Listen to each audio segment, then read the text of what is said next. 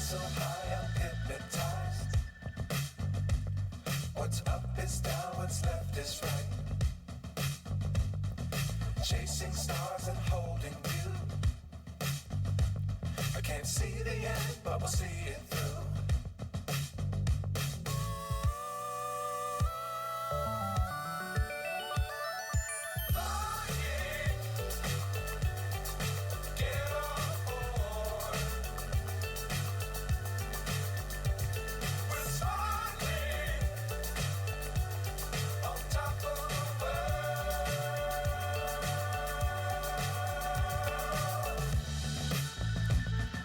Dangerous times, don't fly too high. Be sure to keep the ground in sight. Fly forever if you keep it tight. Love the world, but keep the sky on your mind.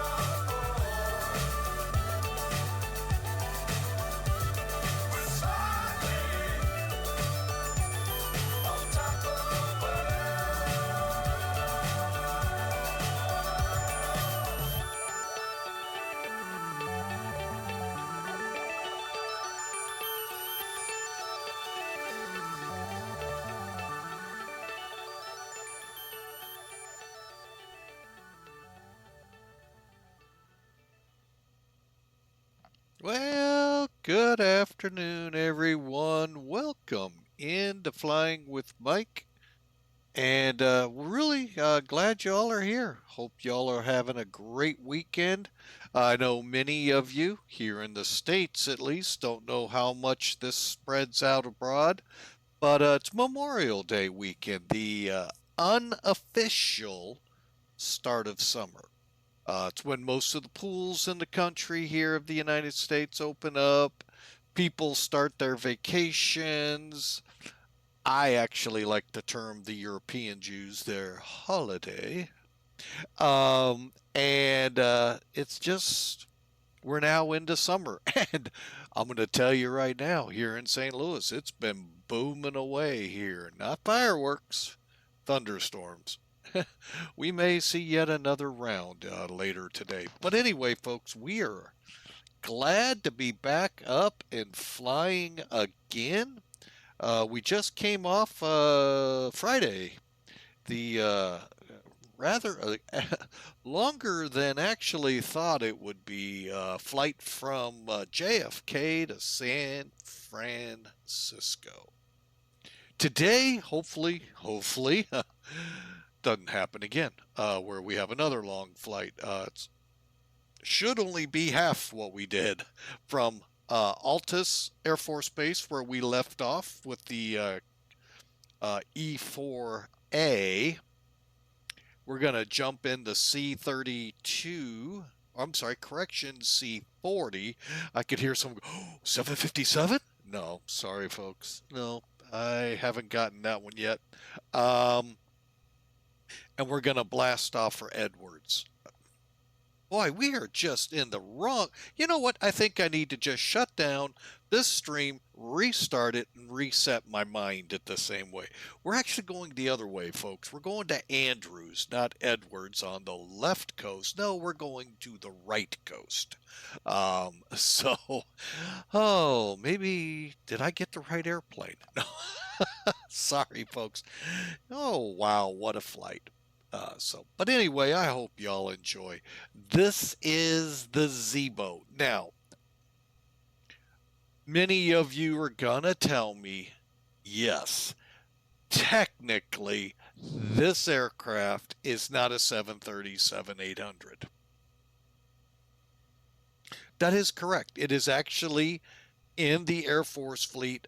They took a 737 BBJ, turned it into a phenomenal plane for not only VIPs, but they could haul up to 111 people as well.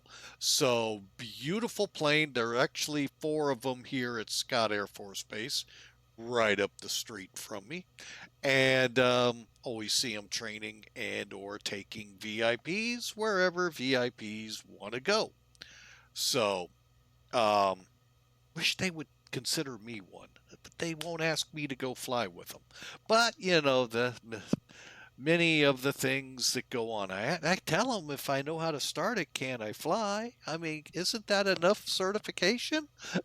I mean, it's a challenge. We all know that, to start these lovely planes up. So, but anyway, so your closest aircraft, if you were ever to want to do an actual C40, would be a 737-700, but technically the BBJ has things on it that are slightly different, very similar to like Pegasus.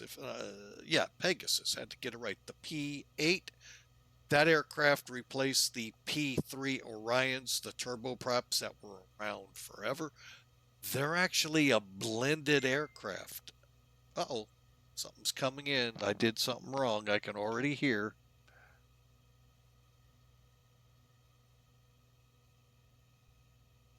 Oh, I thought it was my moderator attacking me on my cell phone.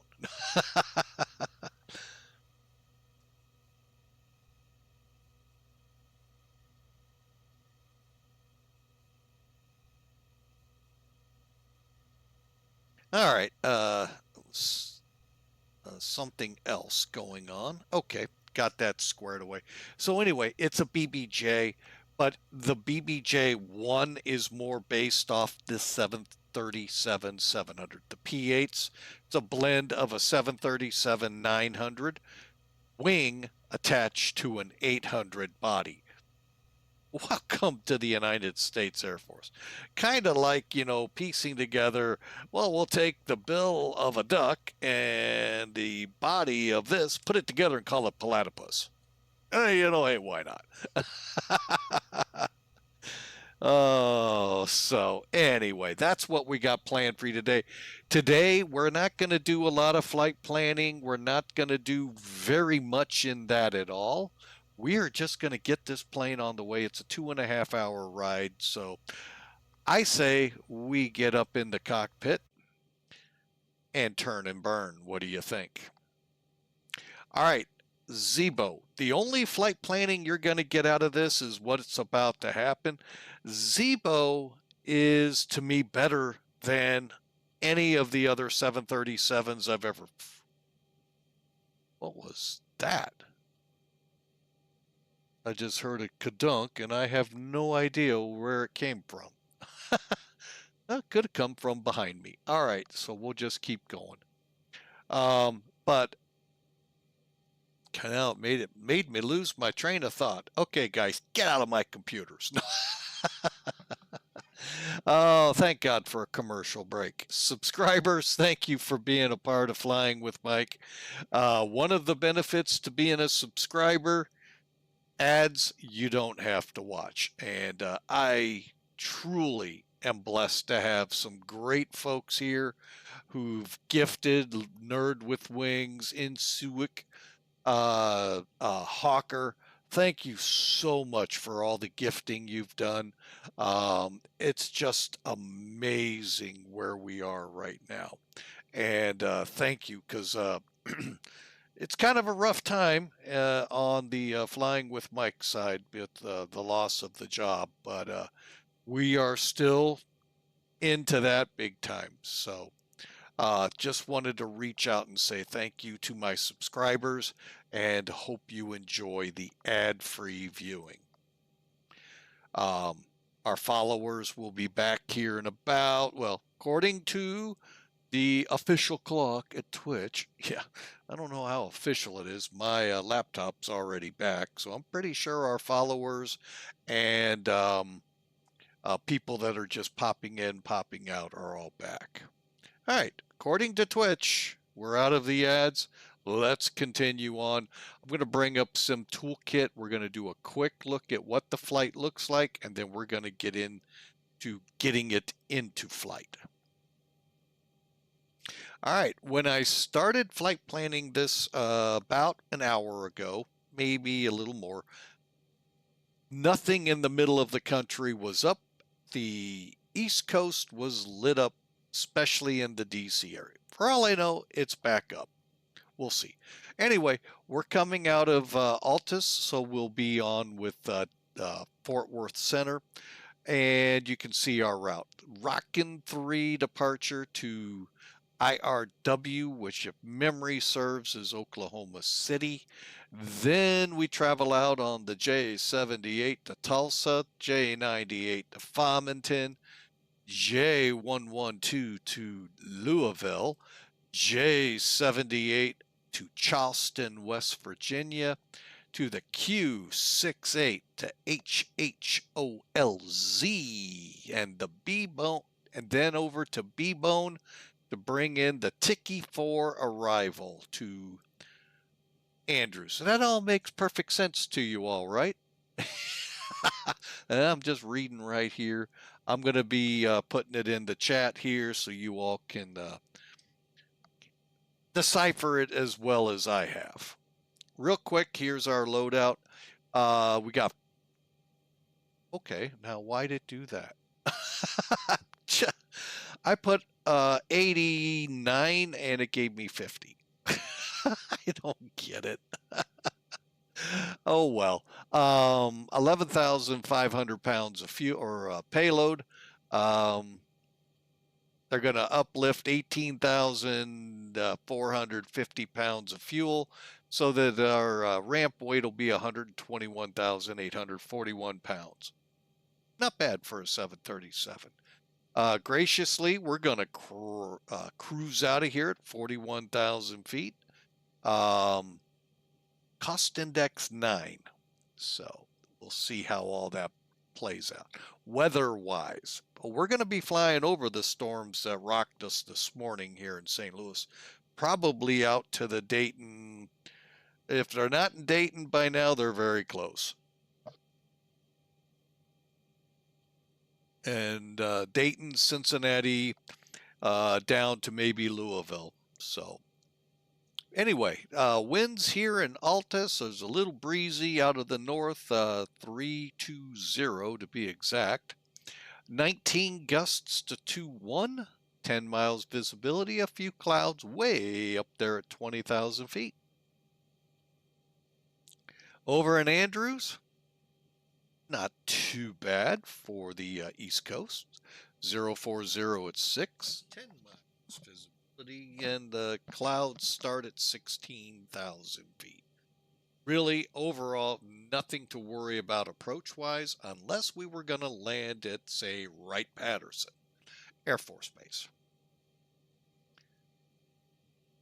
All right, so let's get this rolling, shall we? I'm going to go ahead, pre-file with VATSIM here real quick. That is we're going to talk about it here, maybe, if it'll load. There it goes. I don't think we're going to make that, considering it's already passed. Let's go for 55. All right, so we're shooting for a 55-minute after the hour departure, so you know that means we're going to be cooking through the through getting this thing ready. I just got one more thing to add. Two things possibly.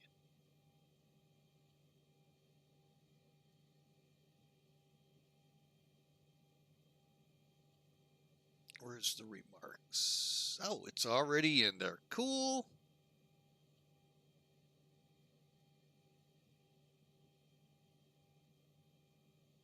All right, we are good. Flight plan filed. We'll get back to that in a minute. All right, folks, I'm going to get rid of Sim Toolkit. Oh, yeah, it was up. Thank goodness. nice. All right. Now, sim brief. Why do I go out there and say I think it's the best 737 I've ever flown in flight sims? Because up till I came over to X-Plane 11, I thought PMDG was the best. Nope, they got a ways to go now. Let me show you. This aircraft you will find and you will swear is PMDG, but it's not. This is a mod that is, by the way, free. I know, me wait for some people to pick themselves off the ground because I use that four-letter word, free, in flight sim. Great mod, updating all the time. We are right now at version 2.5. If you want to find out which one you have and if you need to update this little question mark on the EFB, which, by the way, PMDG just got in the last couple of months. They've had this since I've been with X-Plane for the last 3.5 years. All right, just click the question mark and right there is the latest release, sound pack, so forth. Your focus is right here, top line, 0.25. Okay. Now, by the time we land, there is a possibility, or tomorrow morning, of 2.6 being out. They update, they constantly keep this thing fresh, updating, tweaking here, tweaking there, folks.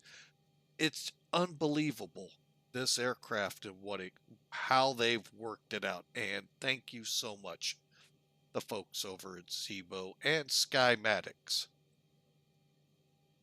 All right, one of the coolest features on here is right here. You click airside. Now, granted, it's not active, but we'll come over here, load in our OFP, double check real quick some numbers. Not that I don't trust you guys at ZIBO. 103394 is our zero fuel weight. There's our fuel. There's our peeps. Activate. Now, what just happened? Oh, wow, man, you activated. But what? If we were at a gate, folks, the jetway would be attaching without me giving it the J key command. But it's already beginning to get things ready. The air stair is out. And if you pay attention, actually, I need to turn the volume up. Turn the volume up, man. Crank it. It's ZIBO. Ground flight deck hose is connected and starting the refueling. And then it starts fueling and the attendants are getting the plane ready. Then the people come aboard. So, you know what that means? We got to get our butt in gear or we're going to be the ones they're waiting on. All right, with ZIBO, I have a nice little checklist. It's called the ZIBO 737-800X Concise Checklist. And by concise, it doesn't have every little thing those X checklist programs have. It's just there. But if you're into that, come back over here. I got to remember. Oh, right here, checklists and procedures. Down here, it's telling you where you are in the loading process. So, speaking of which, let's get after it. All right, battery switches are all on. The standby power, ground power. Folks, you wouldn't see these screens lit up if they weren't. And off we go. So if I don't talk much, folks, it's because we're racing to get the plane ready to go. All right, so get up top here.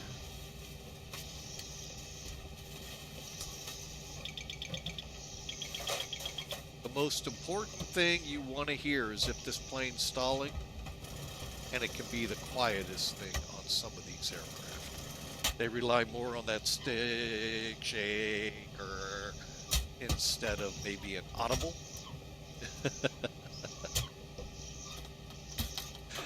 Passenger oxygen normal, everything's good here. Off, test, ELT armed, align, whoops, 7 minutes. Always turn your switch to heading status in this plane. It'll tell you How long to align, folks? Question I had in PMDG for so long, and no one would point me to that. ZIBO showing. And Captain Mac. Align and align. Nav. Hey, working our way down here. Cabin and IFE is on. Cooling fans are normal. Emergency lights armed. Exterior lights set. Okay. Anti-collision light off. And window heats on. Alright, now let's head down to the IRS real quick. Of my only complaints is I wish these would come out. Rotate has finally done to a point. They're getting there. I know. I can hear you guys go, realism, Mike. Yeah, I get it.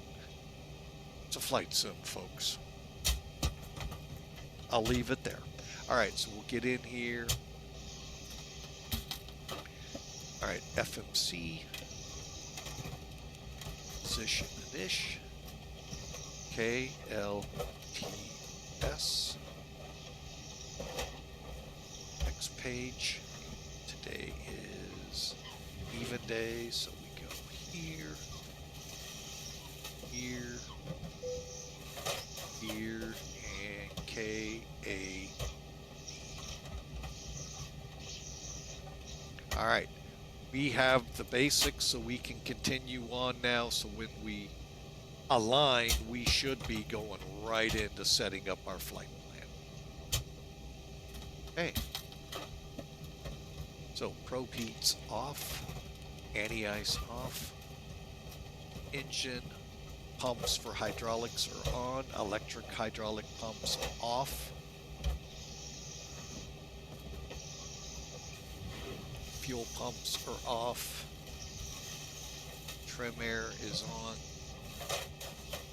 isolation valve open, packs are on, and recircs are in auto. Currently, the APU bleed is off. Once we're done fueling, we'll turn the APU on and put the bleed on. And that's where we are. Let's come down here real quick.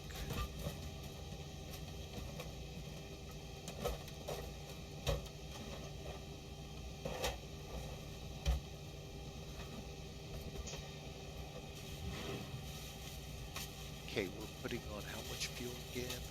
18, so 9,000 each, or some into the center. All right, folks, so we're at a little breaking point here.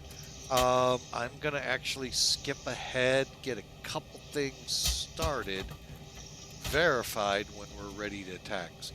Altimeter 2969er.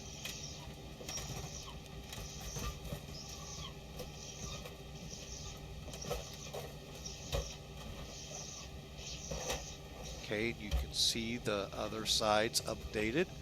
I'm also going to push us out to 20 on both sides. Okay. Not going to touch minimums or anything like that till we're ready. Just about filled up.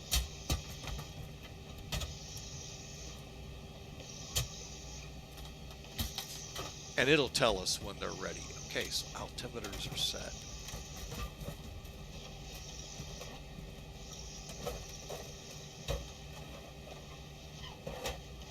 Ground to flight deck, fuel is all loaded up and you are good to go. Thank you so much for the top off of the go-go juice.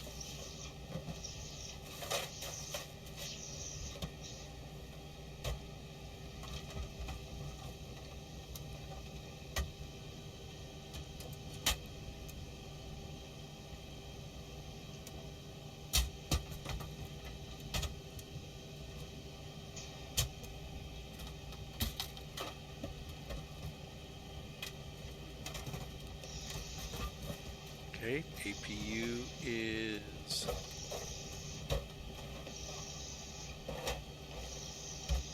firing up.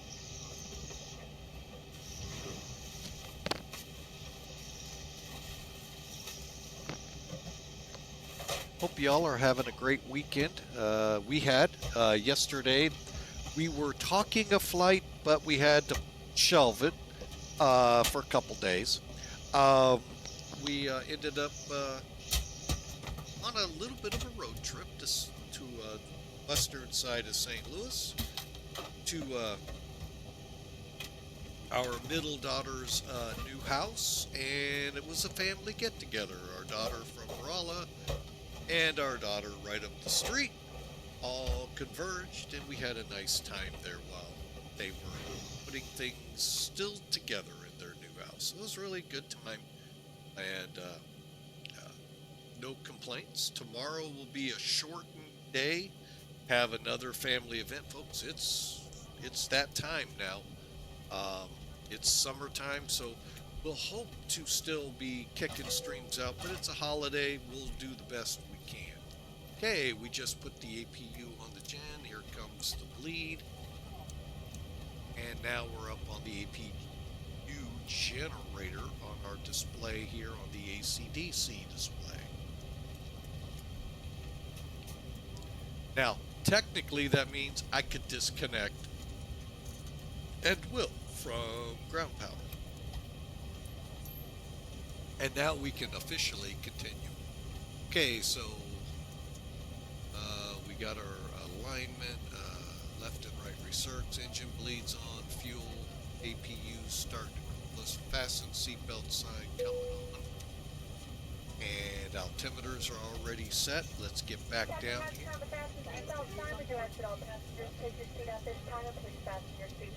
That's right. Get in your seats. You tell them.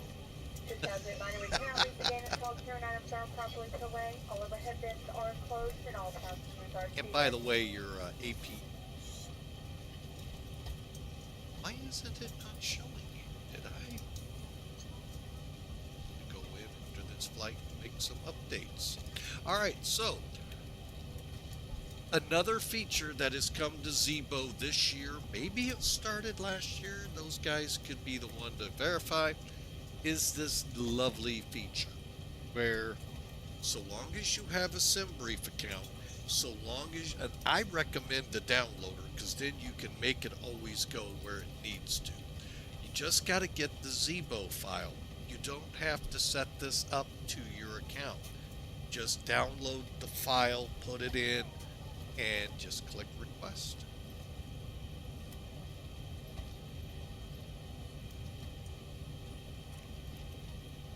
Still waiting for the day when SimBrief will have us some, because they keep talking now about it, performance data. I will have to take a quick break, well, not a break, but I'm getting it fired up right now. I forgot to get TopCat up and running so I could have that performance data ready for you immediately, and I failed miserably. I can do some of this, right? 50. All right. Okay, so our flight plan's in there. All we got to do is put in our flight plan, which is SIM AF. Flight attendants prepare for departure. Cross check and all call. Thank you. And now they're waiting on it. That's fine. Okay. What happened here? All right, we've got everyone strapped in. Give us a ring if you need anything. Flight plan.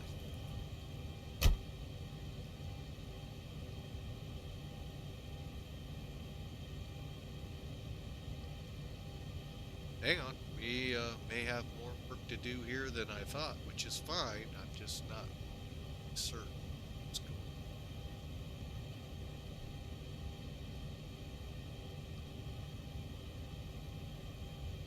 Ah, the activate button, that's what I forgot. Okay, there we go. Jumped the gun. I'm like, what did I do wrong? Alright, so now, if we go to the next page, there's our flight plan already in there. Cool. Phew. But we're going to still do a quick check of it. I do this all the time, folks, and I highly recommend you do it too. There are gonna be times you're gonna come in here and go, where in the world did it come up with that idea? Put it in there. That's how it did it.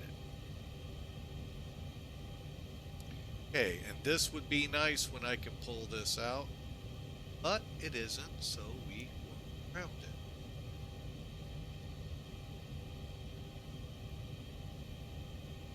Alright, swoop just a little further over.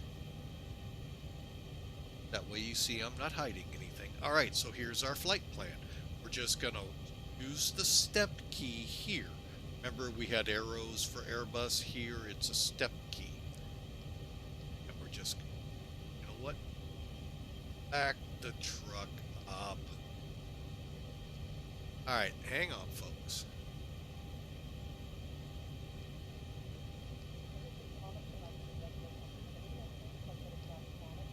There we go. Alright. Duluth fly. Alright, well, welcome in Duluth. Thank you so much. Let's see here. Want to first confirm our departure. Alright, it's gonna be, as you see on the charts program, real quick here, 36 left, rocking 3 to IRW. So, click to activate, click, said, click, and now you see it. Rockin' 3 IRW off of 36 left. Back to route. And then you see it from here on. Alright, just want to always make sure it's confirmed. Let's take a look at it. We're going to come up here to Budbee, Rockin', Nutty, over to IRW. Rockin', Nutty, IRW.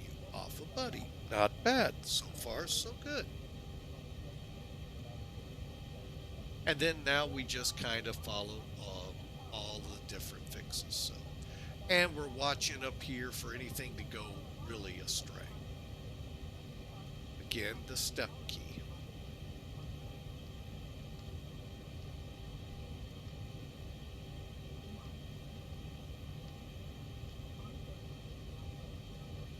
And you can see now that we're out here in Cleveland or Indianapolis airspace at Dacos. Then we have HVQ, Tonka.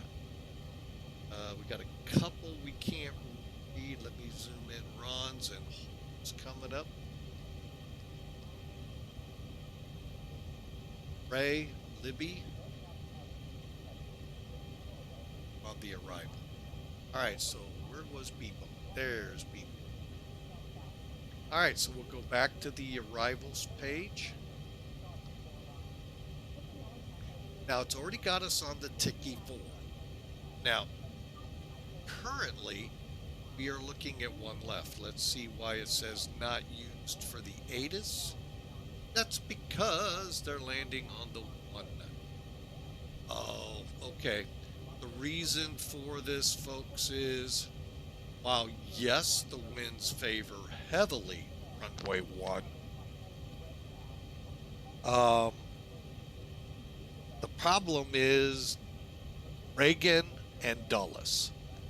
If they're not landing from north or south to north, then the controllers funnel you their way. And in this case, that puts us on ILS 19 right, 1 left, 9 left. Visuals are also available for these runways. So we are going to do the change. All you got to do is click the 2 little arrows there and pick a runway. 1 left is right next to the ramp, so we'll come in on 19 right. Whew. 5, and again, if the head or tailwind is too much for you, when you get in contact, say unable, and see what happens. They may tell you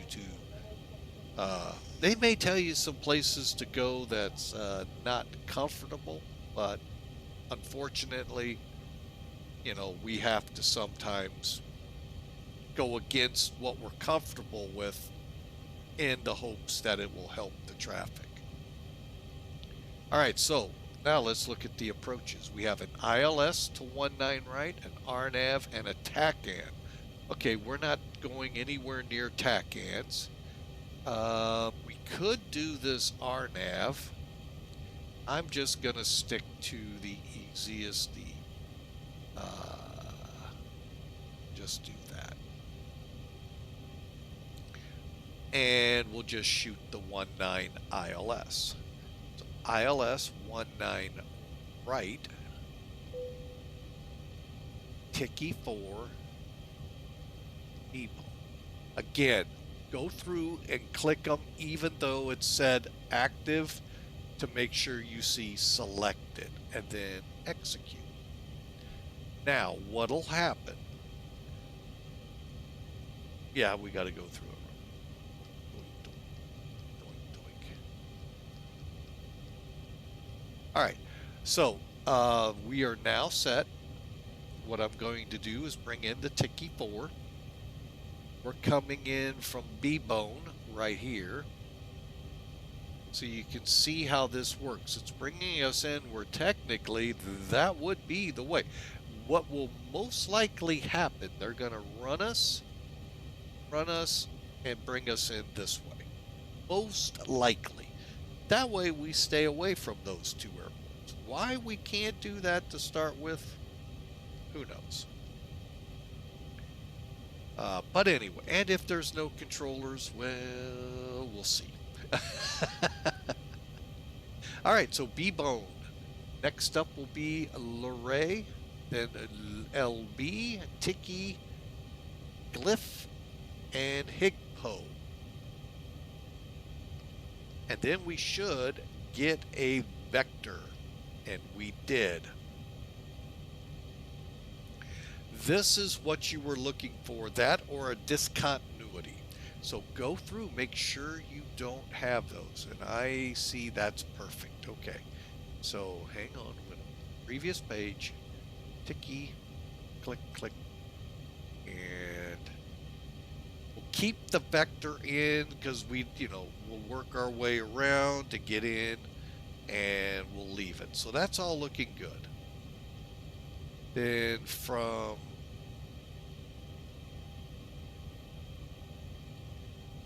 Good to Puffy, the Magic Dragon, to Barley. You didn't see that one coming, did you, folks? Out to Perez if we have a missed approach. And that's what we're showing and showing. All right, so we're ready to go in the cockpit. Legs. Come up here real quick. Get rid of charts. This back to arc or plan. We're ready to go here. Now, I'm going to bring in Top Cat.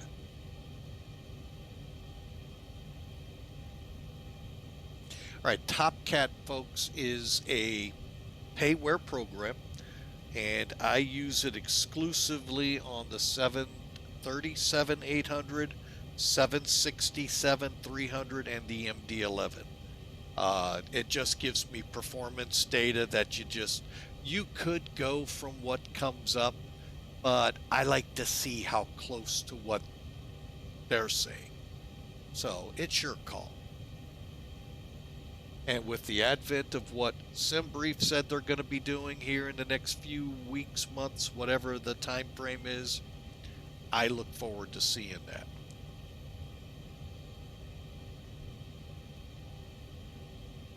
All right, so we just got to get our zero fuel weight near what Sim Toolkit says.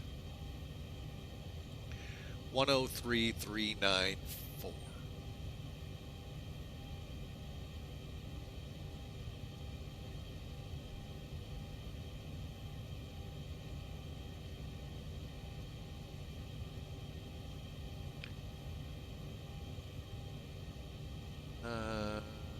Nine.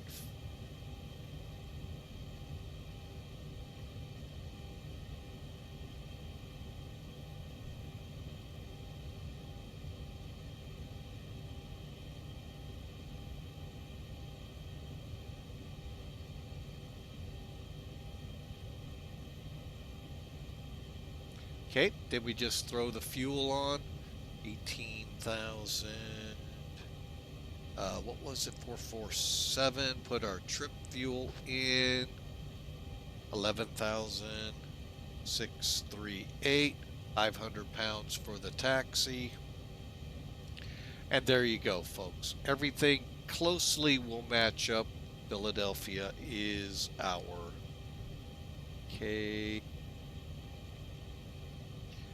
is our alternate. All right, so from this page, once you have it all set up, you got your aircraft the way you want it and all, go to takeoff, update,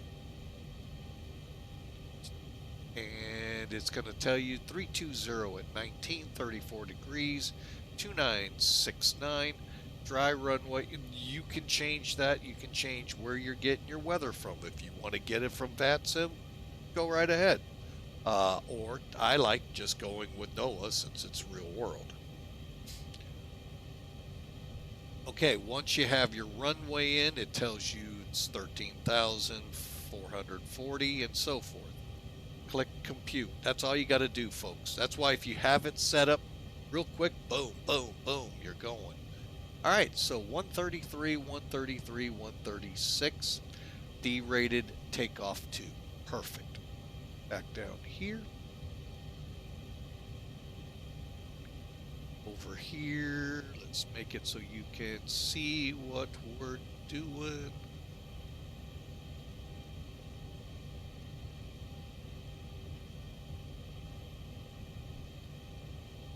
All right. So let's go back to route, perfect, and here you can do a simple request. I click on it. There we go. Give it a second. It's going to ask you to load it.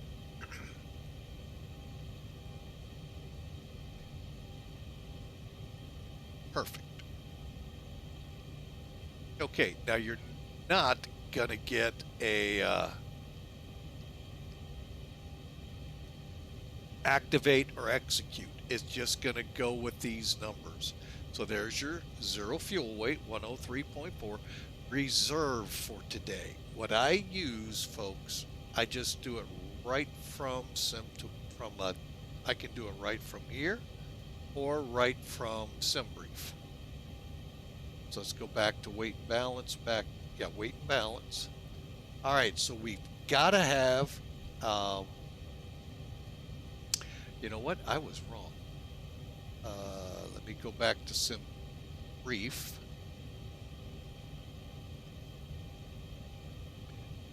Okay, so with the charts program, I can actually pull up my flight plan.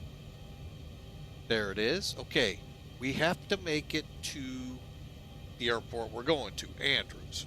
Okay, so we know that fuel's got to be on board. So what do we need above and beyond that to make it to Philly, if we need it, and still be legal? Well, let's maybe have the fuel for Philly, 2,710 pounds, 2.7. And our reserve is 5.7. How's that sound? You're all going 5 pounds? No, you're dropping the zeros, folks. So you're making it's 5,700 pounds of fuel. So when we reach that, it will tell us using reserves.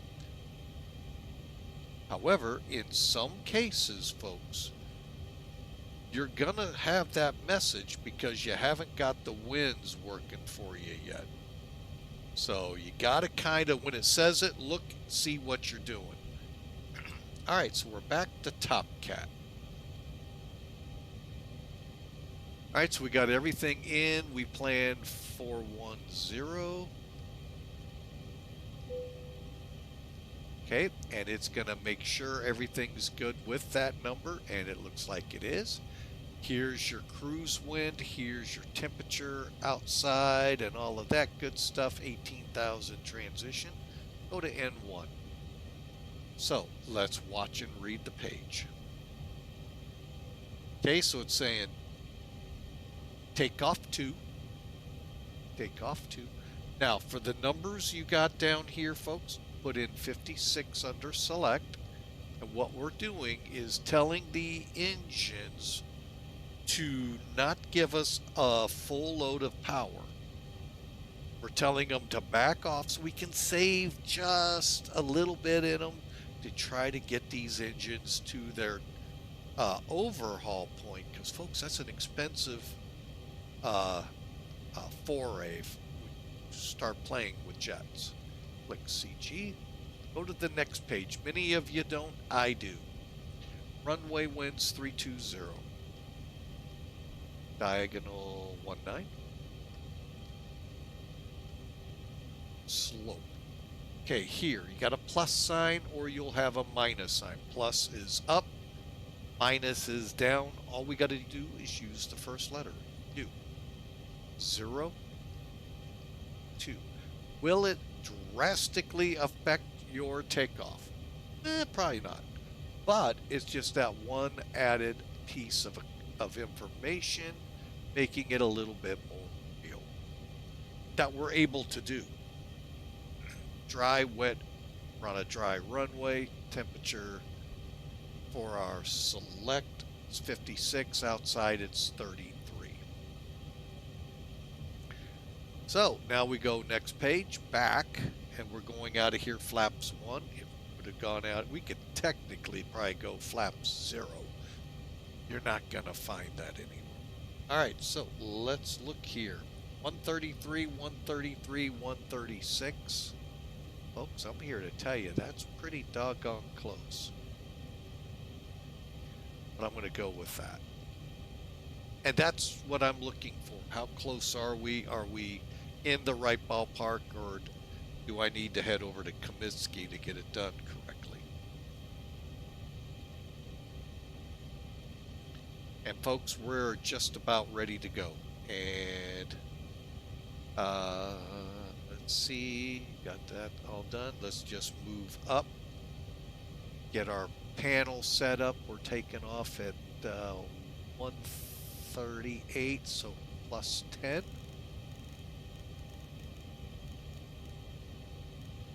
Runway heading was good old Top Cat helps you here, 355.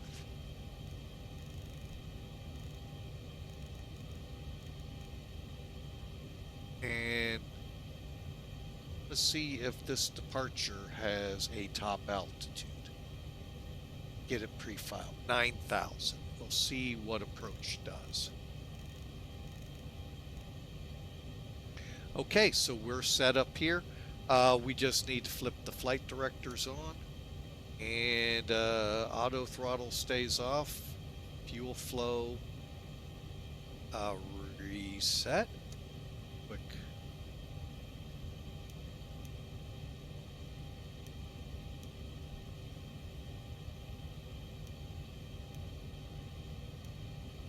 All right, we're ready to go, folks. Okay, landing gear lever down, 3 green. Speed brakes down, flaps up, 0, and showing up, and that would be 0. Parking brake is still engaged. Fuel levers are still in cutoff, and the state trim switches are set. All right, we can go up here. Since we're aligned, go click and click. There's what you're used to there. Yaw damper set.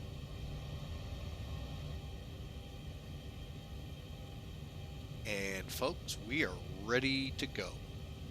I'm coming online with VATSIM.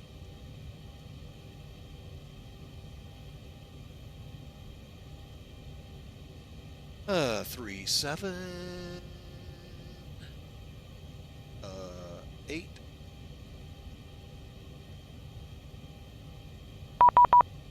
Oh, I guess ATC went down for us. 0530.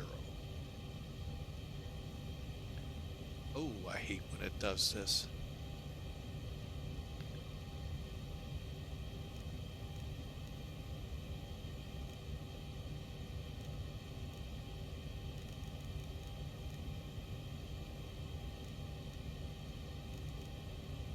Okay.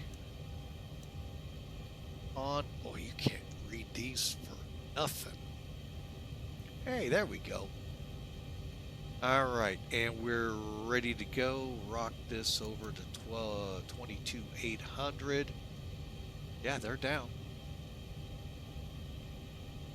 And we'll still keep 9,000 for the beginning part of this. We're ready to go. All right. ACARS program.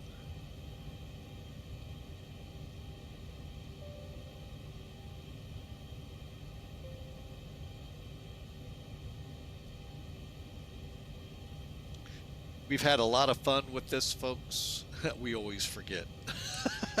So the fact that I actually remembered is amazing.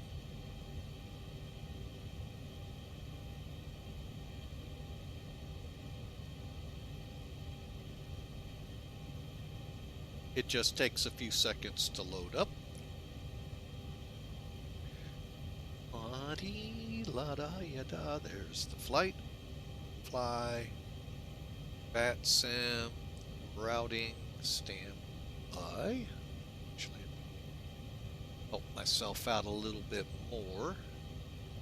Rockin' 3.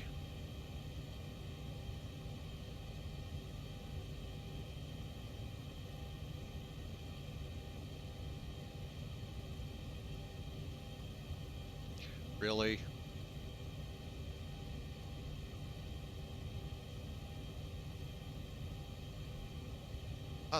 Oh, come on, folks. I tell you. One more time. There we go.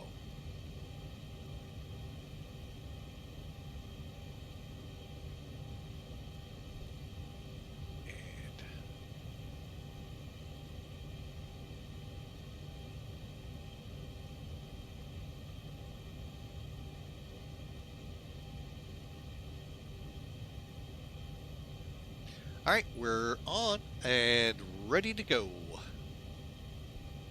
All right, so yaw dampers, passengers are aboard. Let's look outside the airplane, see what's left to do. Looks like chocks, external power, we're ready to go. So 100%, 100%.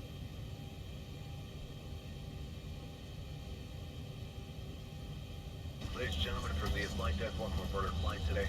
We're wrapping up the final paperwork here to get you on your way momentarily. I want to thank you so much for your company and business. We invite you to sit back, relax, and enjoy the ride. Again, welcome aboard.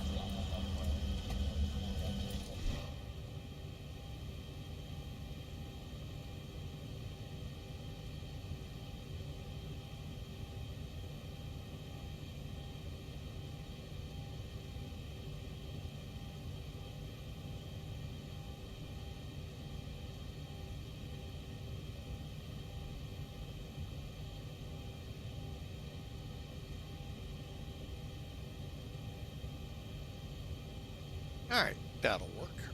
All right, so we got everything set up. Let's get these engines cranking.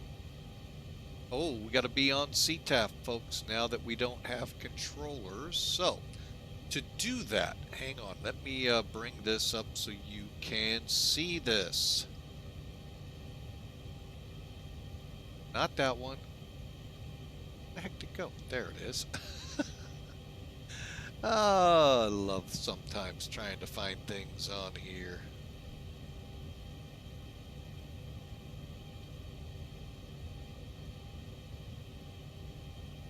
All right, so when you look up here first, folks, make sure the green mode C is on. Otherwise, controllers will say you need to squawk mode C, please.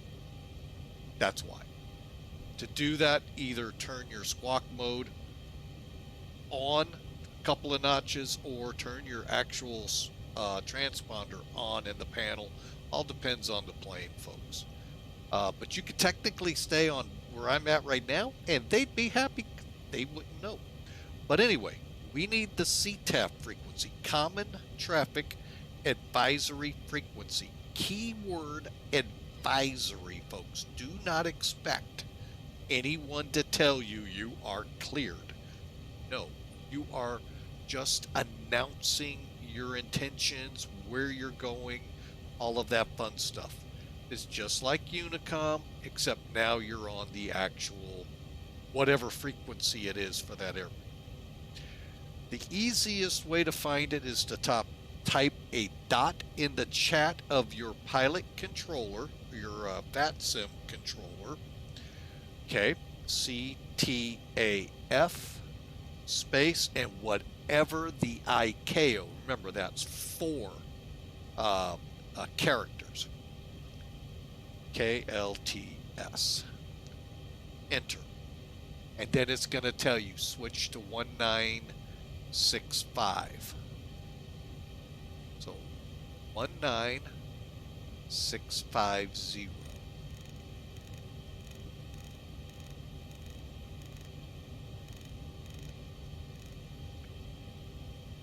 So those of you who do not do this, shame on you. But it is what that USA sounds like they're going to go to. We'll see in the future. We don't know. But for now, folks, that's what you got to do. All right. So we're going to fire up now and get going.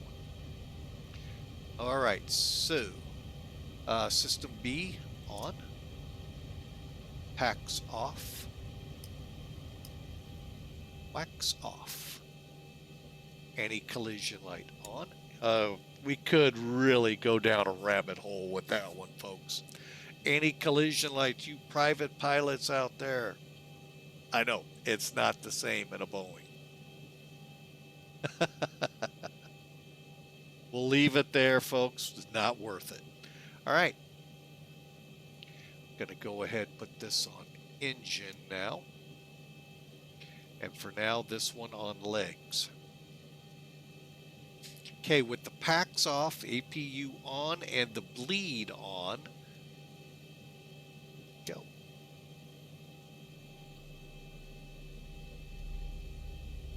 At 17% N2 to 25%, you can move this fuel lever up to idle. I'm sure the real guys will tell you what the real number is, because they do it every day.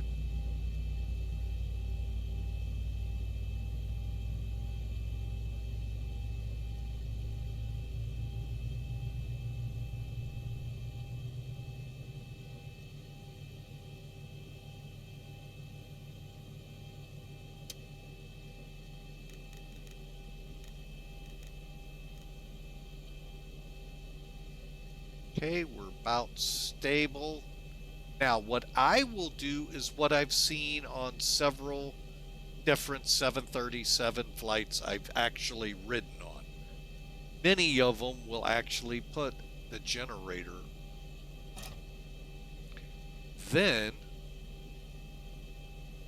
crank the other engine. They don't wait till the end. That was a Southwest flight, and that was an American Airlines flight.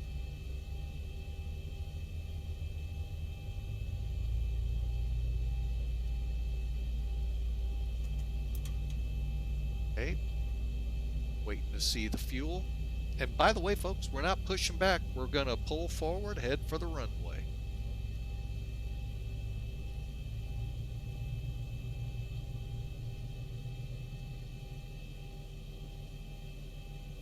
All right, auto throttle will stay off.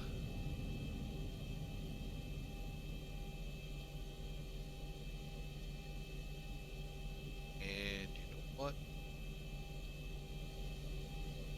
Now we'll put it at that level for, all right, we are, okay, go back up here, get engine number 1's generator on. Okay, so, okay, gens are on, system A, hydraulics on. Exit our voltmeter to, they say pick a gen. I'm going to gen 2 this time. Pick a gen, any gen.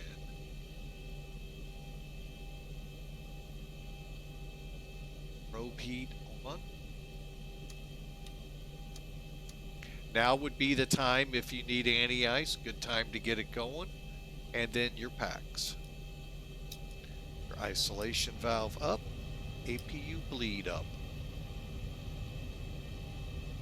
And once you've verified you are off the APU generator and on your engines, then shut it down. And now you're ready to start thinking about taxiing. All right, flaps to 1. Engine start switches to continues. Auto brake to reject. And heading bugs on the runway. And I think we're ready for taxi.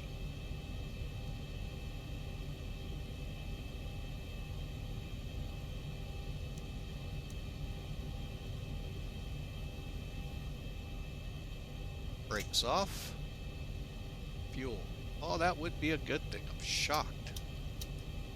Usually ZIBO won't let you start up. Again, check your warnings. Nothing. Here we go.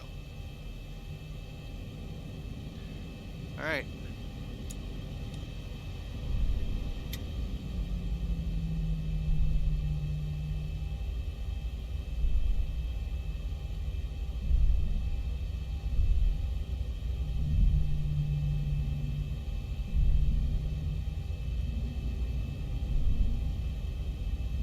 Right down the road that they're not even using. All right, I need this.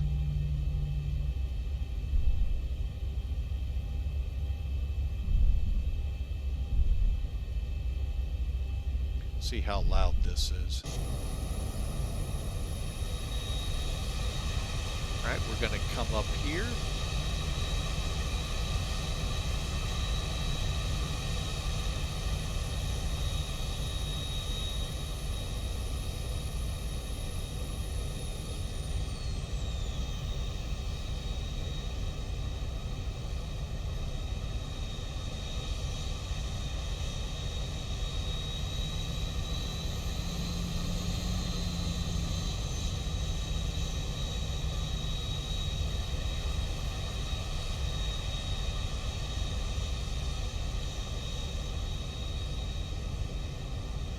Now, if you plan, but if you plan, like say you got this nice 13,440 foot runway. Say you want to take off there at Echo 1. First off, you got to find out how much runway do you have. Then you could put that in Topcat. You could also put it into your FMC and figure out what your performance is off that information. All right, so a lot of used to see it all the time, and where they would come out, take off at Gulf, and go. Or for a while there, it was actually shut down without a back taxi. So some of the aircraft would actually take off at Kilo 5 and go instead of the back taxi. Again, it's all what your performance will allow. So another neat thing over here that I didn't get a chance because I don't think they've got it working yet. It works great for, there we go. Try. Just going to throw in some numbers. Takeoff weight, what the heck, how close am I on that? 121.3. Getting too close to the end of the runway here, folks.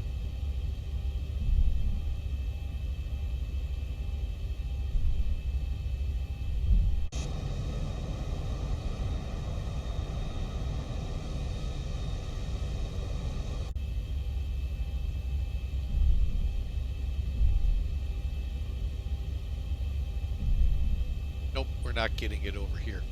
You would see a triangle, so they still haven't got the performance working here. Alright, so we're ready to go. But anyway, that's a feature hopefully one day we'll see.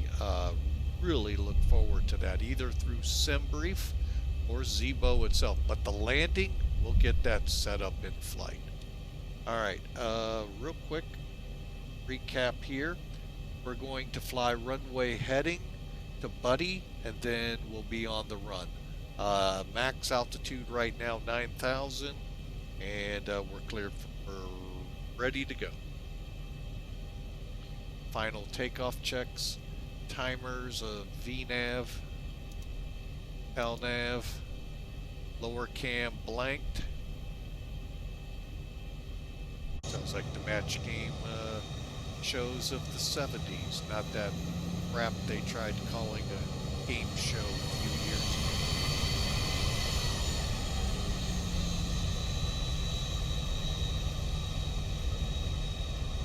Altus Air Force Base traffic, Sim Air Force 18, departing 36 left. And ultimately, folks, that's all you got to do. You're not gonna get somebody coming, Sim Air Force 18, cleared for takeoff, runway 36 left. Winds are breezy, but I think you can handle it. No, you're not gonna get that, folks. You're just getting that. You just make your intentions.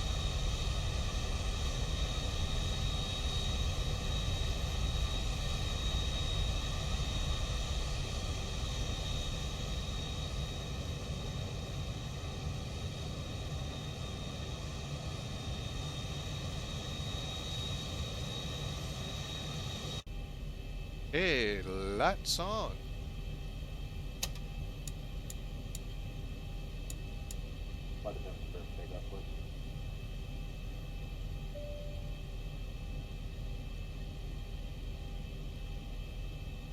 Okay, the cabin is secured. Have a good flight. Okay, we are ready to go. Double checking everything. Let's go to 60% power. And the reason I do it, folks, checklist will say 40. So much easier to see is everything stable. And then kick my auto throttle. And that's your toga.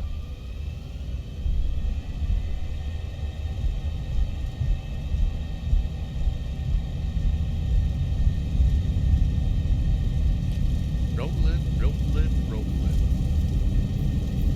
Keep that wagon 80 knots.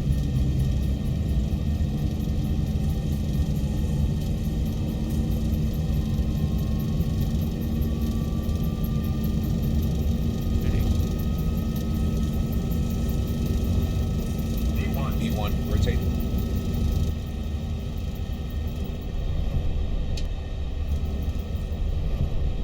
Positive rate.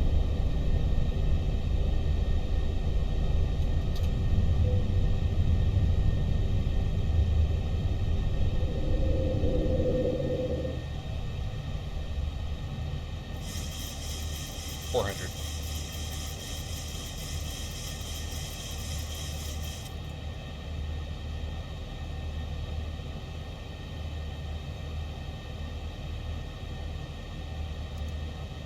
$1,000. Flaps are coming up. Landing gear.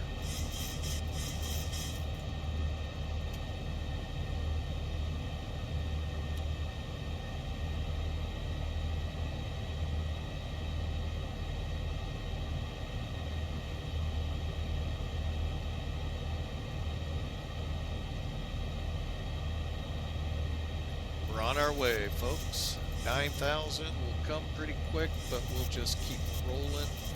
I do want to just check something over at Sim Air Force. All right, we are on the map. Better than... Uh-oh. Oh, it'll change. All right, so we're good to go. Again, folks, welcome aboard. Thank you for being a part of Flying with Mike today. I'm going to go ahead. Roger. Cleared. Flight level 410. Sim Air Force 18.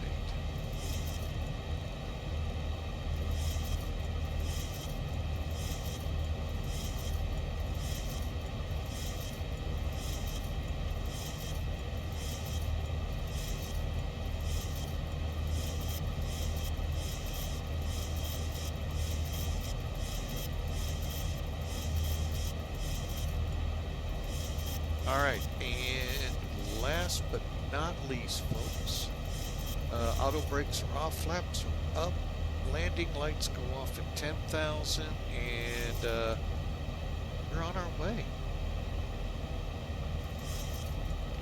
Okay, we'll be watching for the center tank to empty out. It's got about 1,500 pounds to go.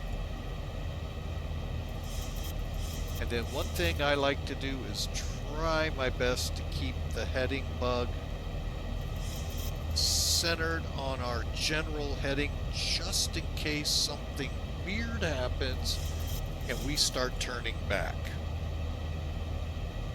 When that happens, punch the heading select, it'll roll back where you were, go into the FMCs, figure out what did I do wrong, fix it, or go direct and you'll be good to go.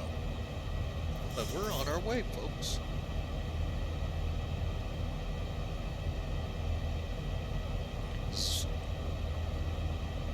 $9,000. All right, we're going to go ahead and start turning lights off. Incognito.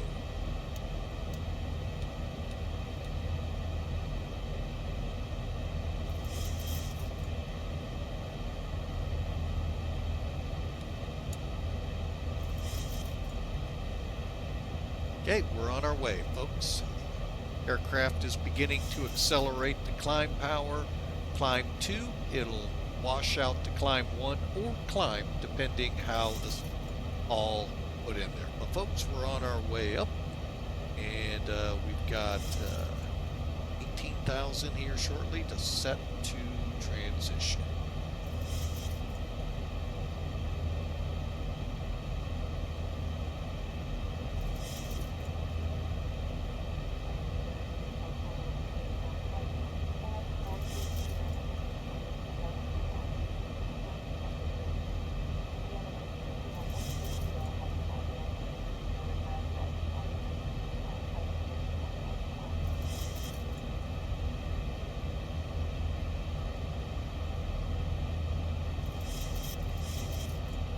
All right, looking in here, hang going.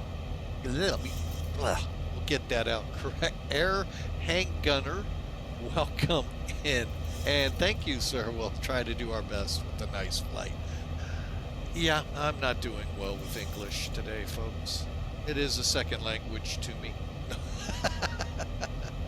Sometimes feels like that.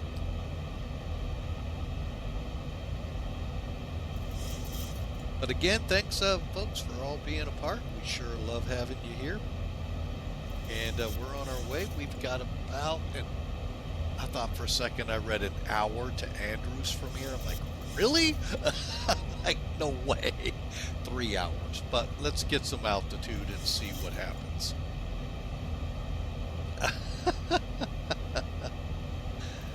Just glanced up at the overlay and went, holy mackerel. How did we do that?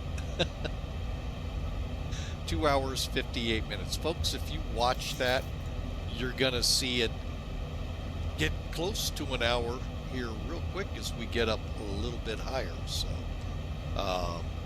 but we'll get there when we get there, folks. So, hope y'all enjoy. And I hope y'all are having a great Memorial Day. Don't forget those that gave it all this Memorial. Those of the military, they folks, even the ones who came back, they're still sacrificing a lot for you. And you know, say thank you when you see one. Those vets, I was in the military there for a while. Thankfully, I didn't have to serve over in a conflict.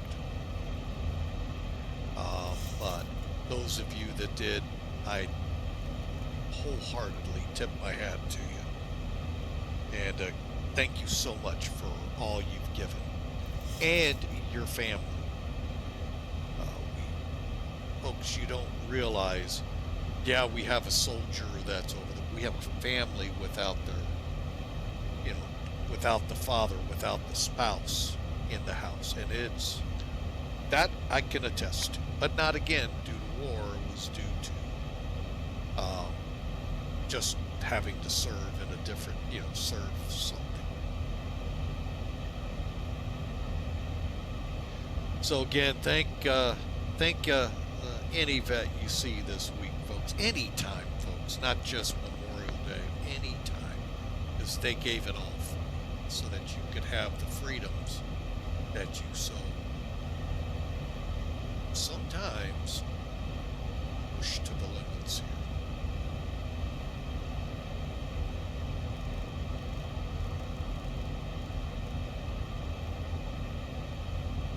And then also realize a lot of soldiers gave it all, gave everything for it. So just remember that. Take, if you ever really want to get a feel for that, to a national cemetery and just look at all of these soldiers. And these national cemeteries, folks, are scattered throughout the country. It'll blow your mind away. If you go here in St. Louis to the J.B. Barracks National Cemetery, it's unbelievable the number in there. It's just unreal.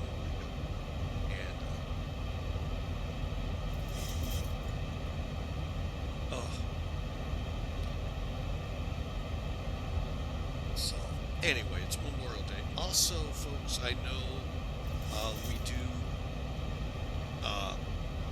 look to those in our families who have fallen at Memorial Day. So,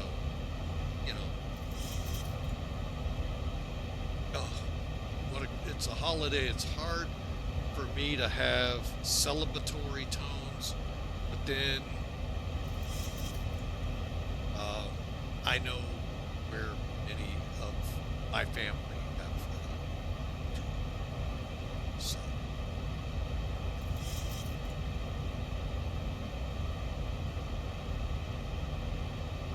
So again, Memorial Day, folks.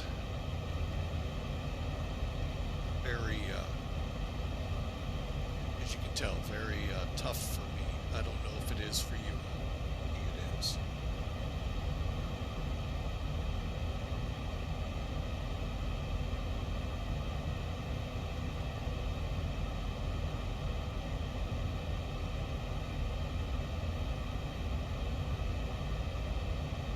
All right, folks, we're through 27,000. We're going to just do a check.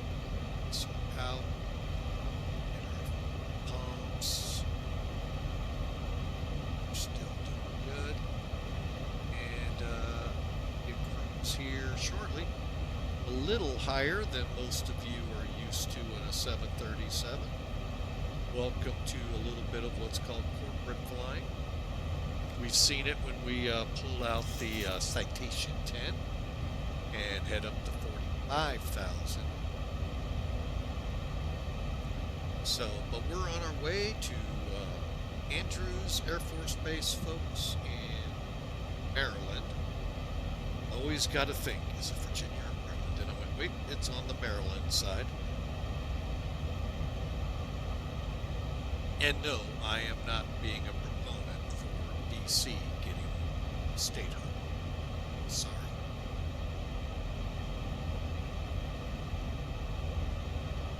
Although that could open up an interesting Pandora's box. Would then cities like New York City become their own state? Chicago, LA, Atlanta? Changes the voting dynamics big time. But that's for a different stream.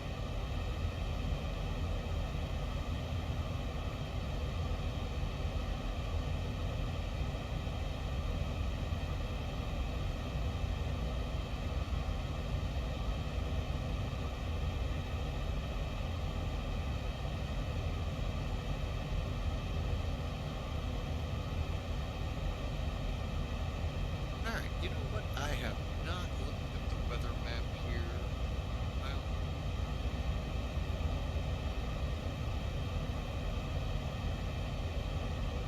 And the thunderstorms are beginning to line up west of the city again, all the way back to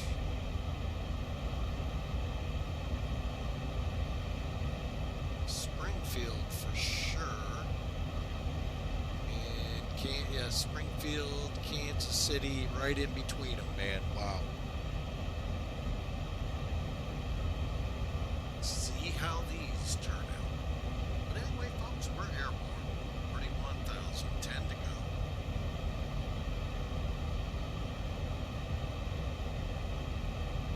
As I already know, turn the volume down.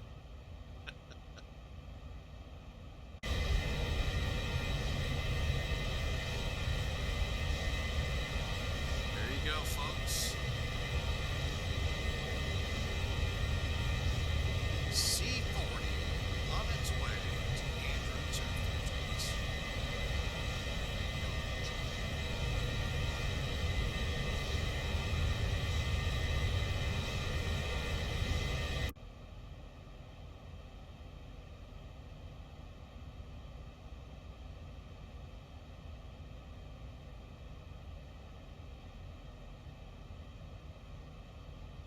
And with this climb out, folks, I will be back.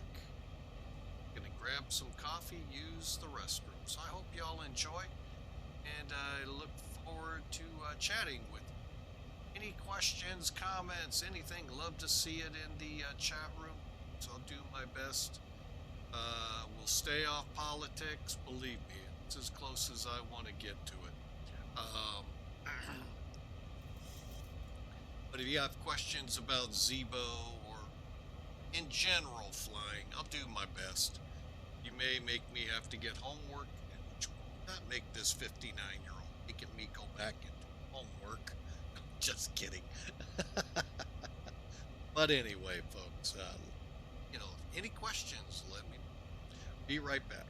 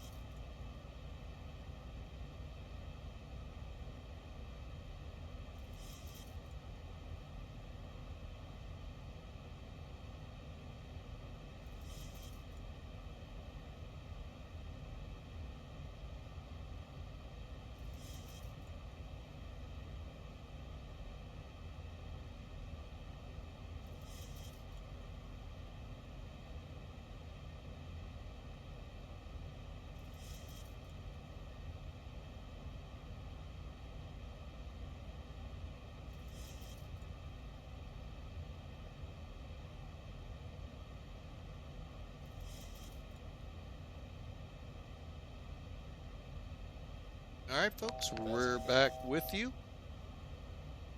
And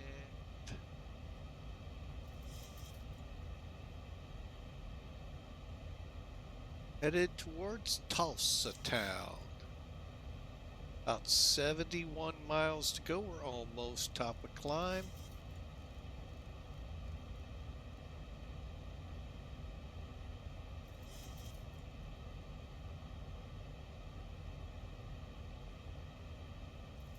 All right, so I think this is the highest I've ever gotten ZIBO up to.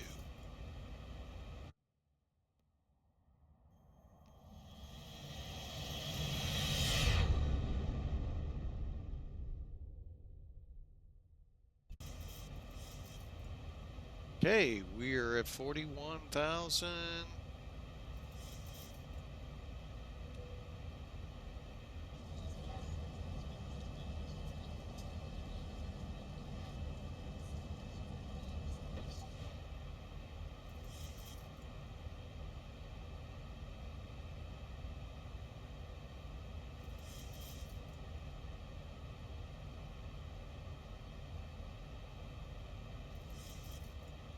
Ladies and gentlemen, once again from the flight deck, we'll level off now at our cruising altitude. We're going to go ahead and turn off the fasten seatbelt sign. I'd like to kindly ask if you are staying in your seats to keep those seatbelts comfortably fastened for your safety. Onboard computer showing an on-time arrival, no ATC delays either.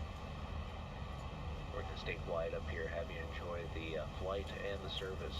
Once again, welcome aboard.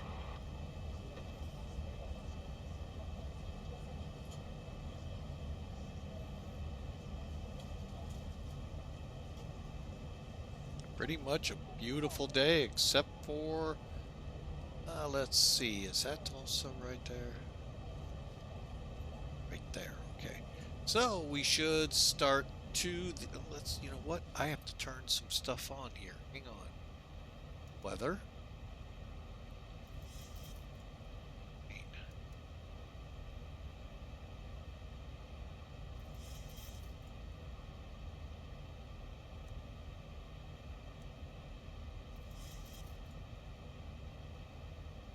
All right, we'll see as we work our way towards Farmington.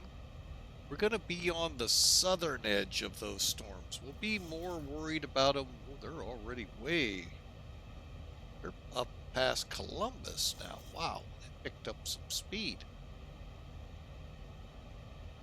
All right, we'll see how these storms come together when we get over towards the Buckeye State. All right, so 41,000 feet, folks. Let me pull up my timer here. We're looking at 1 hour 51 minutes ish. Yep, about 1 hour and 50. So for now, folks, let's kind of relax, chill. It's Sunday, folks, a holiday weekend for most. So it's a 3-day weekend here in the States. I hope you all truly have a blessed day tomorrow as well as for the whole weekend. And get your batteries all recharged for the upcoming work week. So for now, we're just going to kind of cruise along and be talking with you here. Feel free, any questions, comments, hit us in chat. I'm also on Discord, so all you got to do to be into the voice chat is I don't know if I've seen it click yet or not. Hang on, let's just do it. It'll probably come right up afterwards twice. There's an invite if you'd like to come over to Discord, chat on the open voice, or chat in the chat room here on the stream. Love to have you either way, folks. Glad to have you aboard, and hope you all have a great day.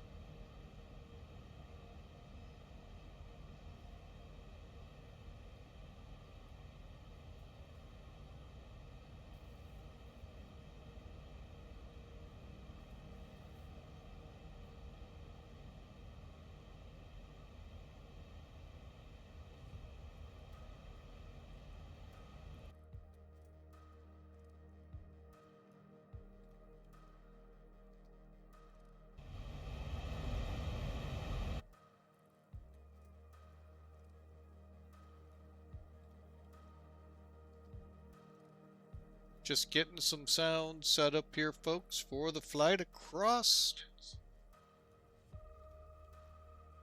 the country to Andrews Air Force Base. Forgot I had the volume turned up over there. But hope y'all enjoy. Thanks for being a part of Flying with Mike. And ETA right now, about an hour and 48 minutes. So enjoy, folks.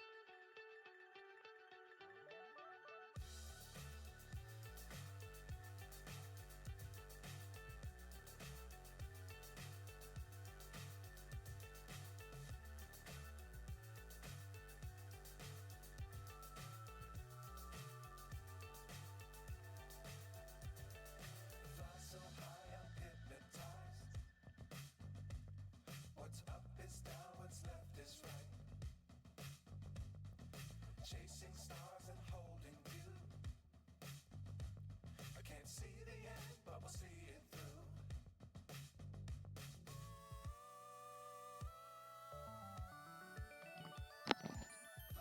All right, folks, just want to let you know we're still here. We've got a little bit of activity showing up here at about 80 miles ahead of us. We'll kind of watch this. Remember, last flight, folks, we saw a lot of stuff in and around where I live here in St. Louis. So let's see if we start seeing it again on the radar. Hopefully, the yellows and the reds will show up, although we could be far enough south that could be a challenge. But again, I'm just sitting here, folks. Any questions, any comments? Chat room's the best. However, we do have the Discord channel open. The invite's there in the chat. Check it out. Love to chat with you. Little meet and greet and see where you're from. See what brings you up on the stream. Love hearing stories. So, folks, welcome aboard Flying with Mike. About an hour and a half to Andrews Air Force Base.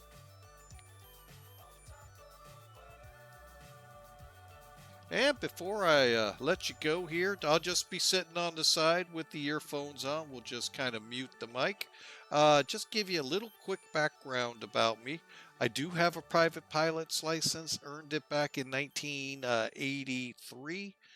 1985, though, was the last hour I logged.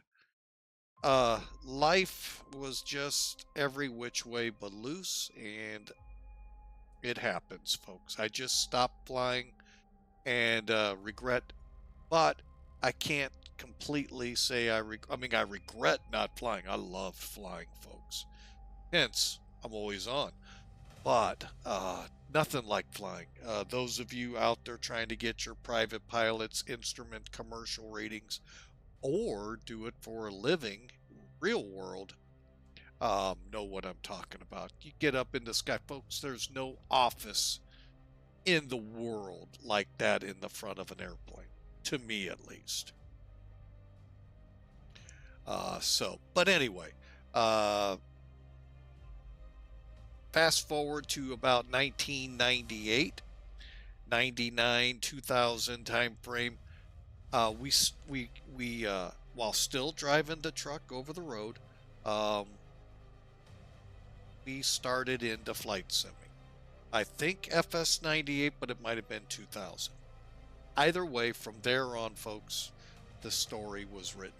And we've been flying simulators since. We've been through 98, 2002, 2004, Microsoft's best simulator to date.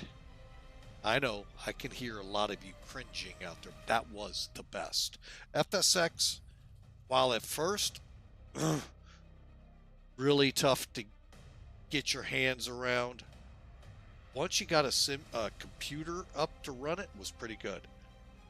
However, the computer that helped me get to where I could say that would eventually run out of memory. Not because of FSX, as some of you have speculated. No, it just completely poor planning on my part, and completely ran out of memory where it wouldn't even start. So we got a new computer. Hawker had been bugging me for a long time. Hawker 125, one of our moderators, and I made the switch to X-Plane, and I'm not going back, folks. What a change in simulators. I tried it back in the X-Plane 6 days and just was, I'm not going to say horrified with it, but wasn't very happy. Austin and their gang really have brought together a phenomenal sim, visually now and atmospherically. I'll call it that way. Physics, atmospheric, whatever word Austin's using today. Just an amazing sim. And so glad I finally took the plunge, and glad for it. So anyway, there's my story for you folks. I also picked up streaming when I switched computers, and yeah, It's been a challenge, but I've actually enjoyed streaming, folks. It's just sometimes very challenging. So I am just going to sit here. We're starting to see those blips, folks. Right here, I believe, is Farmington, our next one along the way.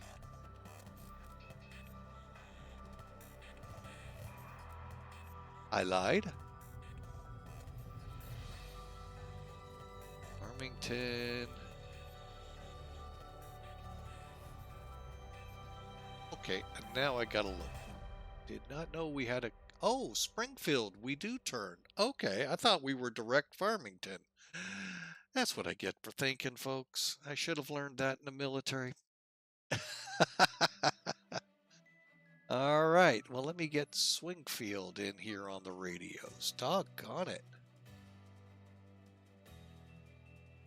16.9.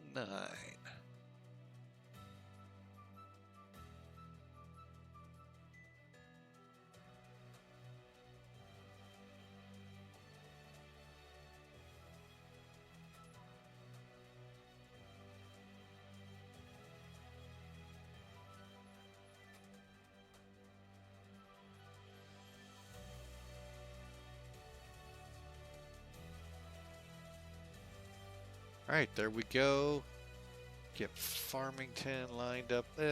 Be the best we can. We'll just go with that.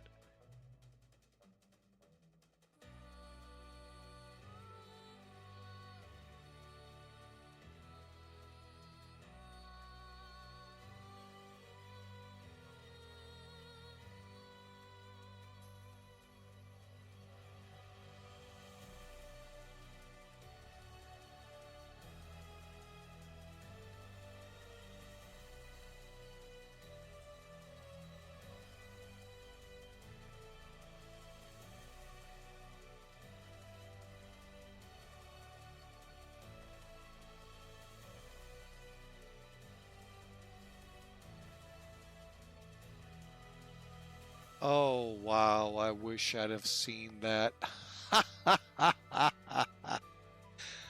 Oh, Mike. Isn't that what we had? Nope.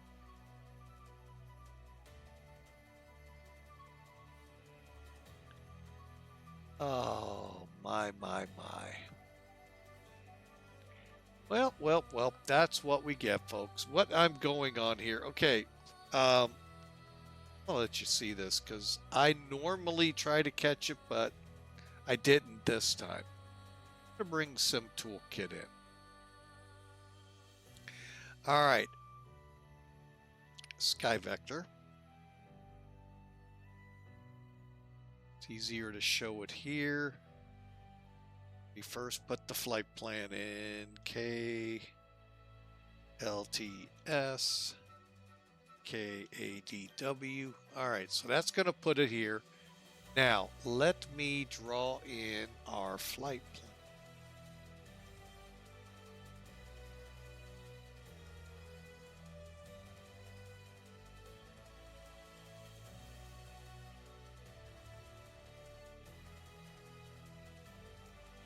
All right, here's where I'm kind of kicking myself, folks. Now, would it have saved us a whole bunch of minutes? No, maybe a minute or two, 5 at the most. For some reason, we were flight planned up the 98 over to Farmington when we could have taken just the 78 over to Farmington. And then continue on to Louisville. No. Yeah, you're going, holy mackerel, look at the weather ahead of us. Yeah, we got some weather ahead of us, folks. Wow. Only I'd have seen that. Oh, well, no big deal. Like I said, at the most, a couple of minutes shaved off here or there. So, but it's allowing us to see some of the weather. Here, let's pull up the map. Where are we? Right here. So you can see up by us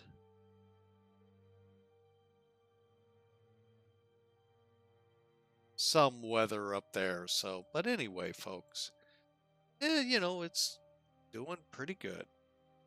All right, well, I'm gonna, as promised, I'm gonna sit back, relax, enjoy the ride, just like you all are, and we'll be back with you here shortly to plan out the arrival, or at least let you see it visually.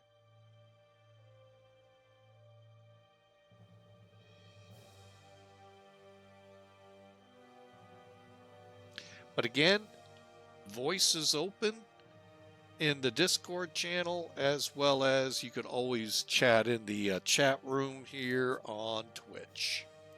For now, we'll just sit on the side and hope to hear from y'all. Or you all can just enjoy the music, chilling out here as we cruise across the Midwest over to Washington, D.C. for Memorial Day.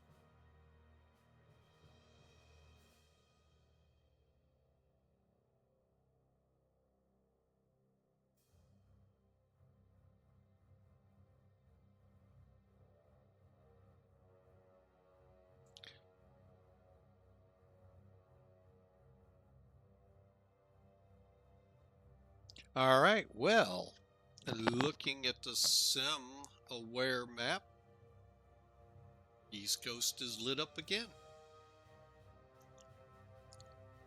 Excuse me 1 second, folks.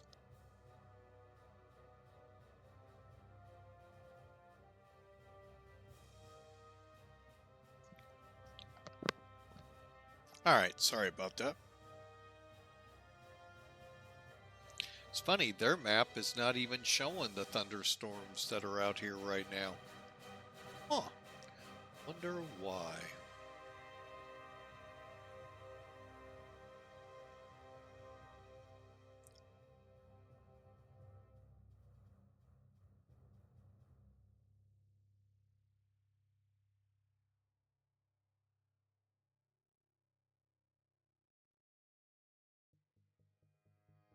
I kind of figured they'd all be back up here soon.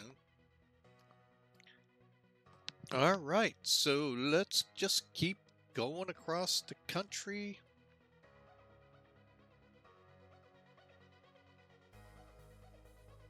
Oh, hang on, got a message.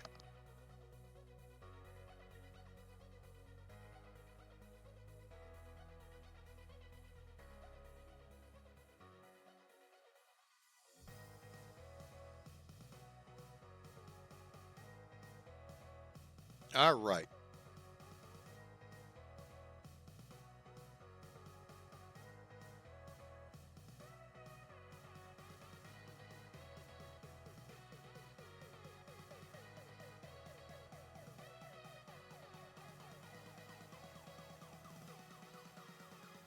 I tell you, folks, depending what map you look at, you try to go, where are you getting your weather from? Because they differ.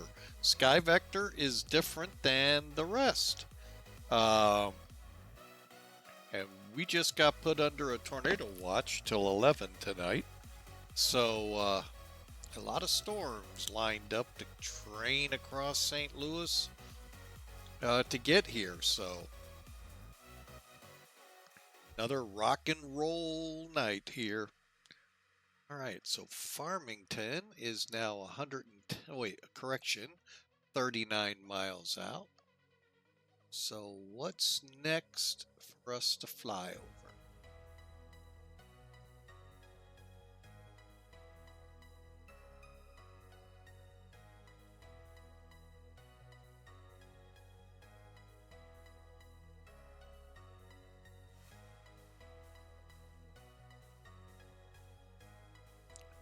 All right, so Pocket City, then, oh, all right, we'll get those loaded in.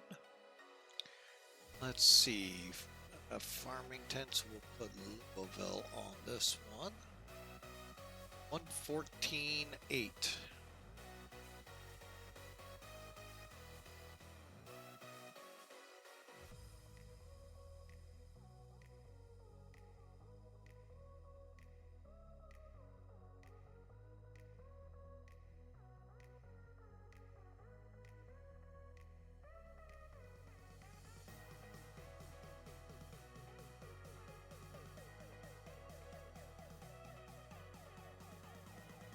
All right, there we go. We got our VORs lined up at least to Farmington and Louisville, and then we'll work the routing out from there.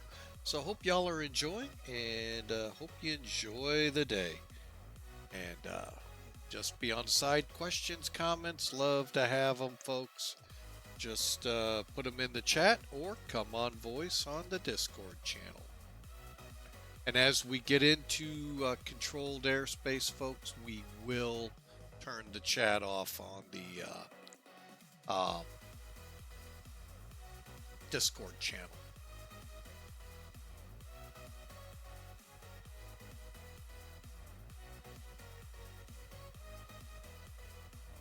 I'm figuring, by the way, that to be...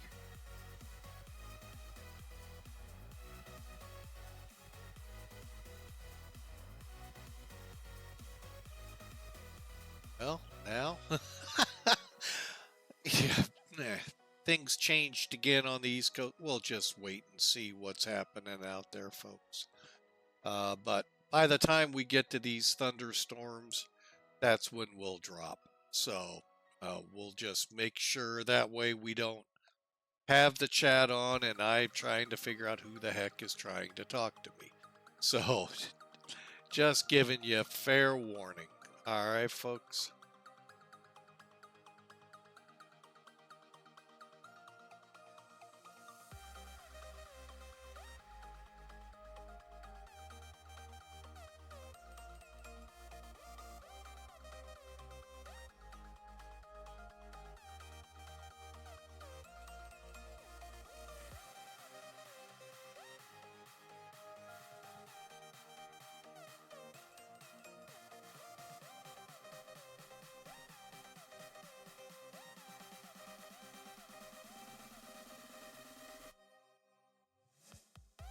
All right.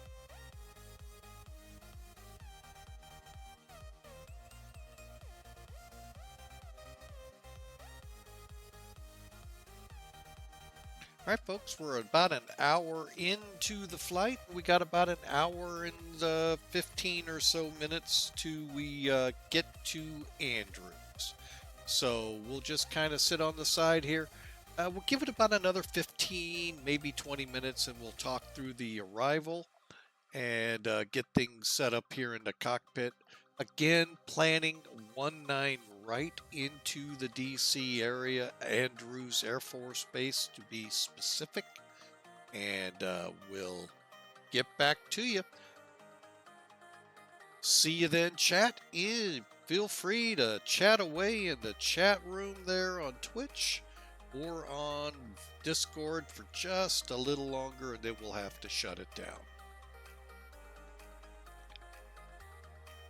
We're right here anytime you want to ask any kind of questions. Do our best with flying. I can't guarantee a good answer unless Google comes up with one. And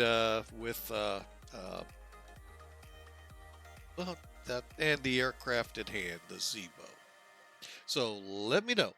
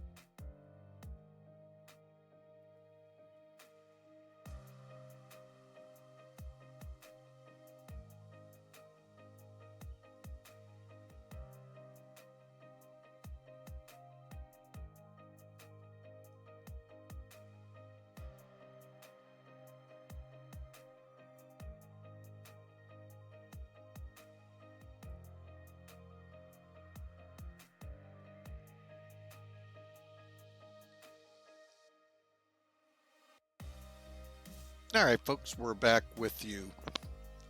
Now, looking at the clock, we got just over an hour to get there. So let's start getting things set up here, shall we?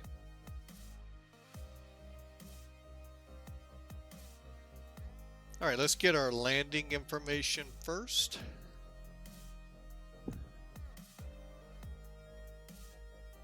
All right, runways dry, winds currently. Let me show you a little trick here, folks. I had a question about this a couple days ago. Let me show you how you can use your FMS to get that. Go to D-Link. What I did is click menu, D-Link, AOC.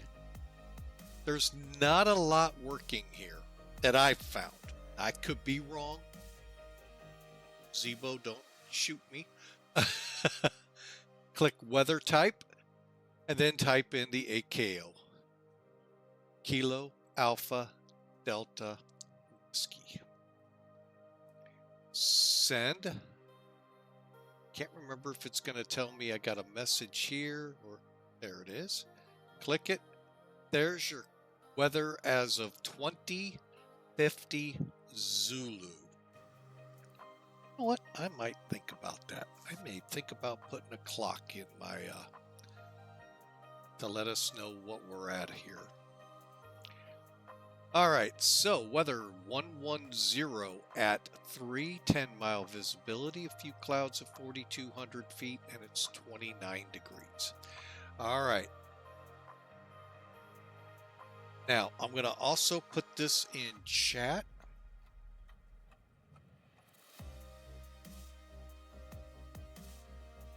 All right, and the reason I do that, you can't, I realize, but that lets me see it while I type it. All right, so hang on.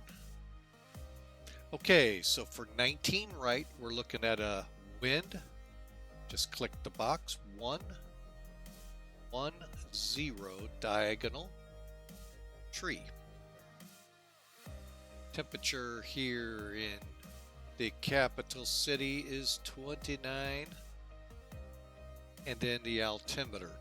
All right, now this gets a little tricky. Bear with me, I'm just going to go another way using my charts program, because it translates what 1010 is to 2984 to 1010.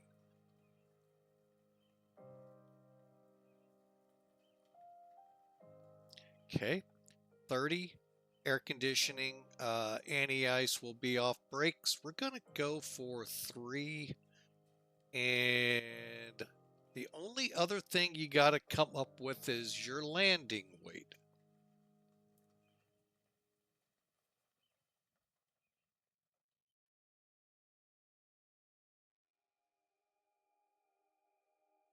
So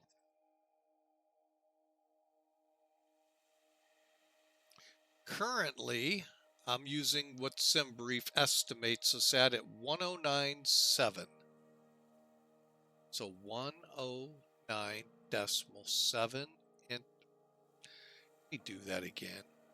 109.7. And I'm adding 5 to my VREF. All right, so there we go. So currently, 133, and remember that's plus 5, so it's actually 128. That's going to be roughly my approach speed, anywhere between 140 and 133. We're going to use 1,493 feet of the runway, which looks like just under half of it. Okay, now I'm going to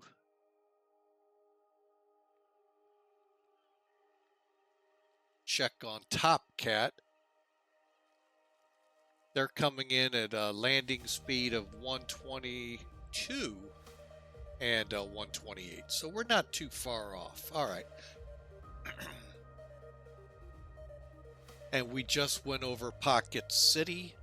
So that's our speeds right now. So that's what we'll be working with here in a moment. All right, let me bring charts in.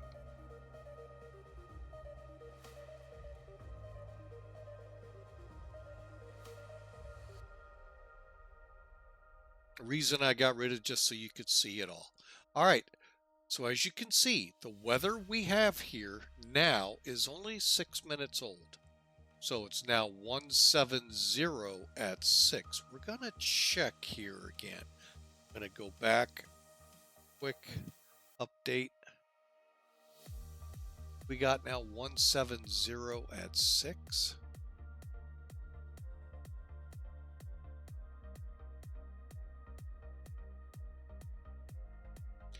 Light rain. That could, let's go ahead, put it wet. And temperature to 7. All right, now that just increased us because of the wet runway. So we're about halfway down. All right, so I know you didn't see that. I know charts covered it. All right, so let's look at this now. Let's see what Andrews is reporting on the ATIS. Still landing us on the 19s. At least now the winds are beginning to favor this. Okay, they're still showing 36 minutes. Well, that's okay. But yeah, we're still favoring the 19, so we're starting to see that shift as we come in.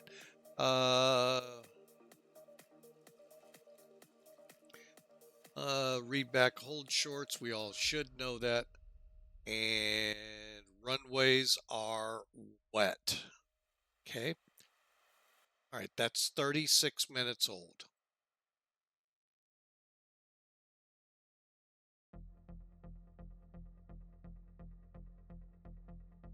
Okay, there's Louisville. So you get an idea where we are. Louisville, Kentucky. So we're getting there, folks. We're coming to little past the halfway point.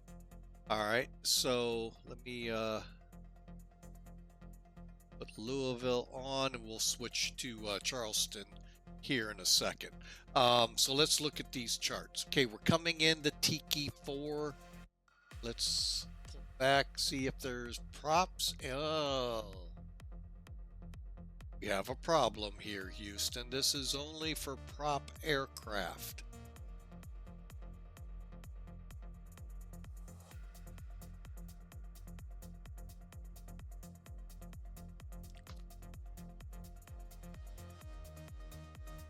All right. I had a bad feeling because our flight plan is actually Tiki. Where did we see it though?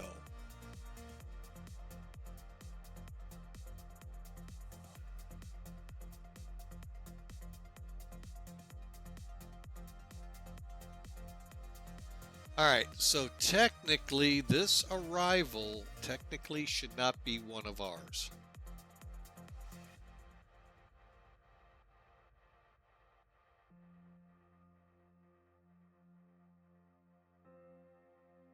We should be probably on the Trupp 5 arrival. So I'm going to go ahead and switch us off HVQ.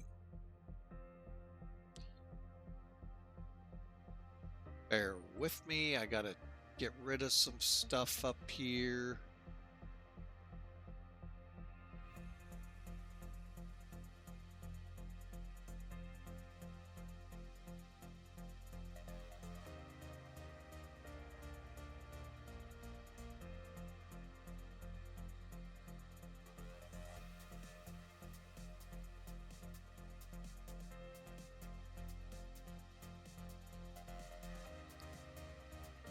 All right, date goes HVQ and then onto it. Okay, so now we have a new arrival.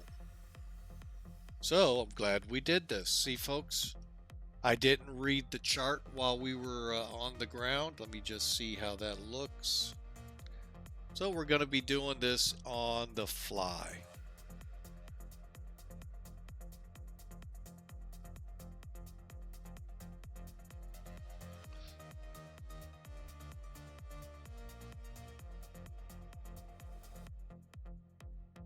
All right, so as you can see, coming off Charleston, here's our routing. to stand, and that'll work us in. All right, so it's not easy doing it this way.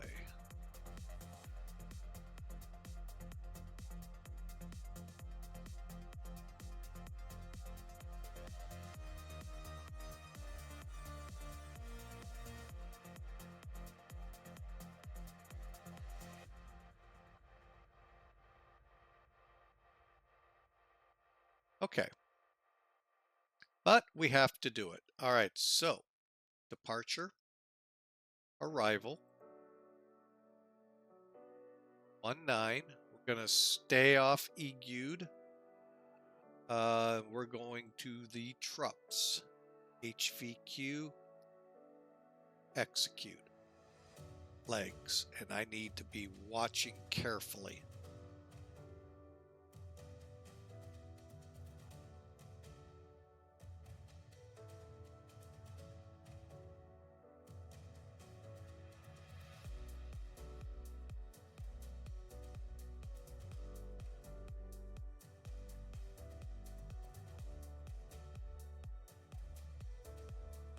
FIMPA.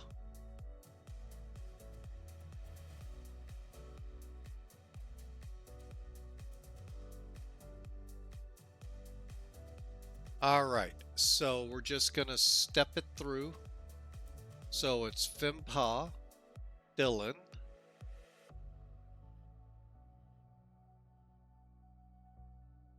Seals, Rangoor, Rand Jr., Jarhead, PJ,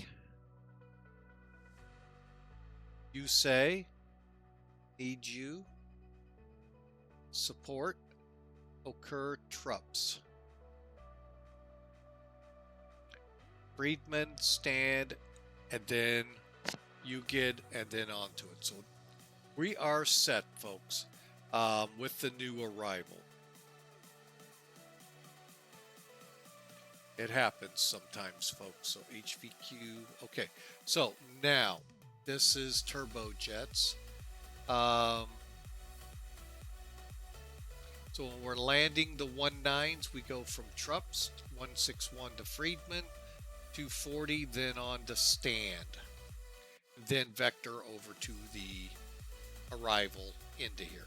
Not a bad approach. All right, let's take a look at this whole thing.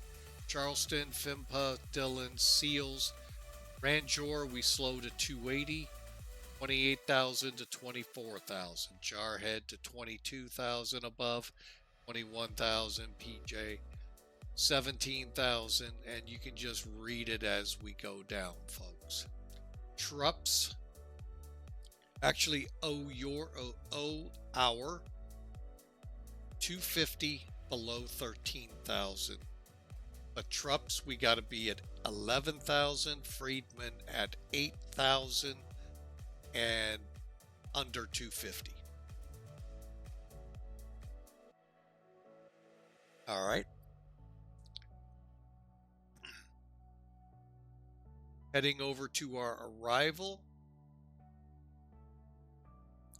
Here's our frequencies across the two top lines here of the briefing strip. You're not going to see command post much at many airports, folks, but military you might. Okay, so we will put in 111.5. We will set up 190 as our final approach course. Puffy, 6.2 miles from ADW, which is the VO4 tack /tack in. I'm not 100% sure if that's actually a VOR or not. But anyway, in this case, it is. And we got to be at 2,000 MSL. Decision height. So clouds have to be higher than 200 feet on our VTAR reports. Otherwise, we got to start looking for a different approach. Or go Cat 2, Cat 3. All right, here's our missed approach.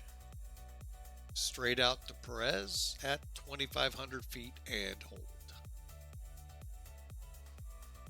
We're going to come in at Uguild all the way in. And we'll be at or above 2,500 feet at E-guide, down to 2,000 at Puffy, and then on the approach. Again, 200 feet minimum for the clouds. We can have an RVR of 18 or visual of a half mile. Either one, good to come in. So long as the clouds are above 200 feet, visibility is above a half mile, or the RVR reading is above 18. Otherwise, we switch Cat 2, and in case we have to, the only change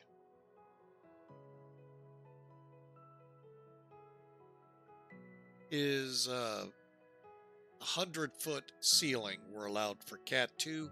Otherwise, Cat 3 we're without them. Now, each of these are the rating of the crew and the aircraft. Not sure what the C40s would be rated at. We all like to think they're the highest level, they can come in 0-0. Don't know. For our case, we will land. All right, so there's your charts, folks. I hope you're ready for this, because I know I am.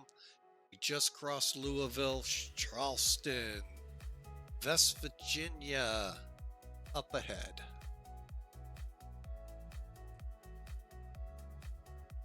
I can't read the frequency, of course. 117.4.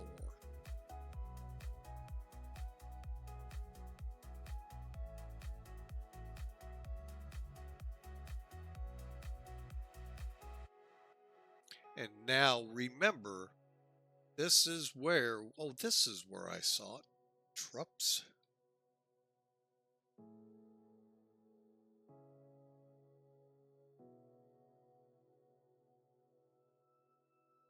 All right, well, it won't let me put it in now. It did before, but it won't now. Let's try this.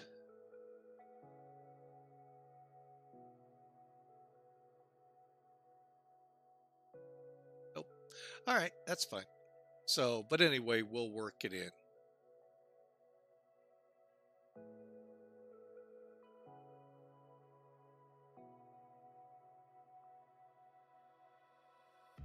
All right, center tank is finally empty.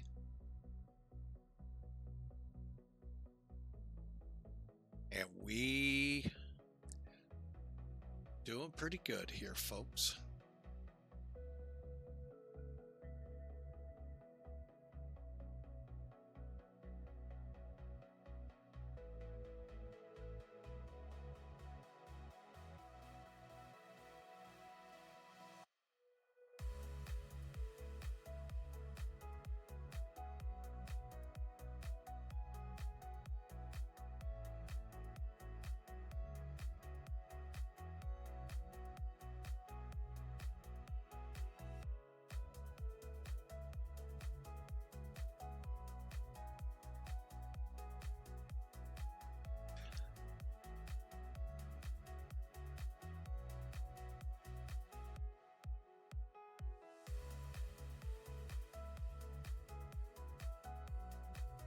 Starting to get close to that weather, folks. It is indeed, I believe, over Charleston.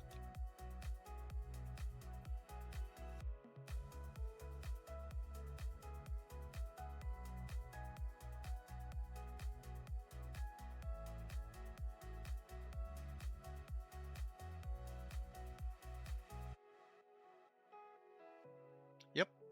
So we should start seeing it here on the radar as well. So we'll just kind of keep cruising across, folks. Hope you all have enjoyed and look forward.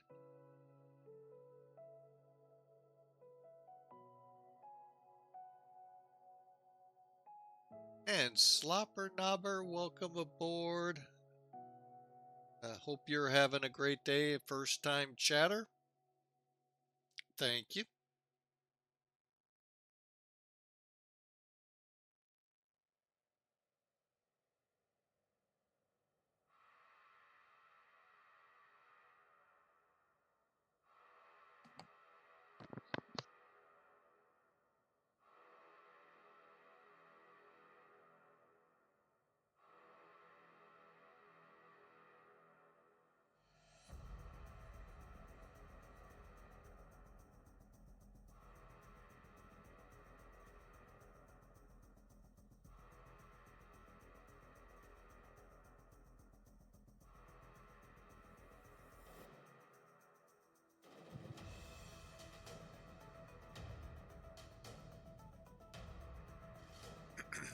there's the weather. See how it looks on the radar. Yeah, we can start seeing it. See how we're getting color now to it, folks? I love this. All right, we got traffic off to about 55 miles. See what that is.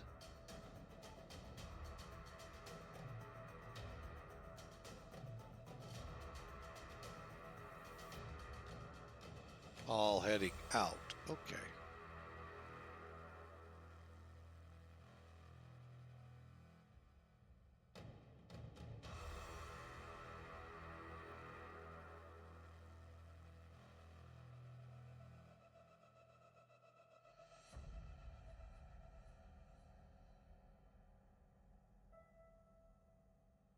Oh, looking on the map here, Delaware.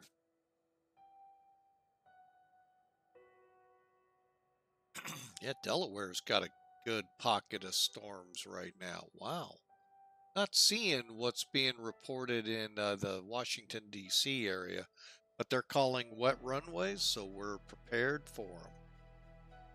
All right, folks, I'm going to sit on the side. You got any questions, comments? Love to hear them there in the chat or here on Discord. The invite, if you haven't had it, I'll get it to you one more time. Then, well, actually, you know what? I think I'm going to actually shut Discord down. We're getting in tight enough where we're not going to be able to do both at the same time. So,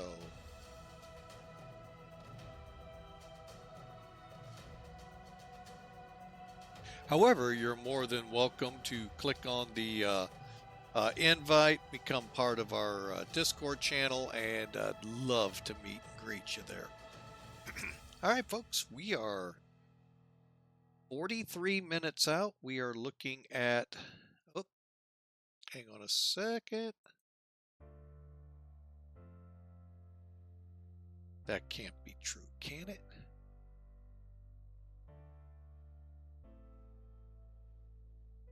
Sure can. Saying we're about 200 miles from top of descent. I don't think we're set up right. Let me go through here and double check. Yeah, we're probably not.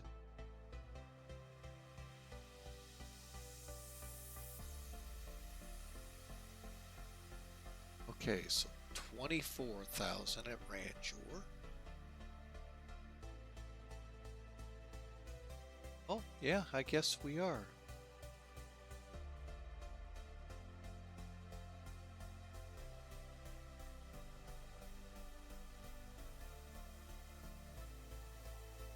Oh, I was trying to figure out what are they showing.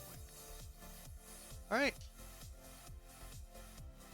Oh, I will be right back. My wife needs assistance. Stand by, folks. Be right back with you.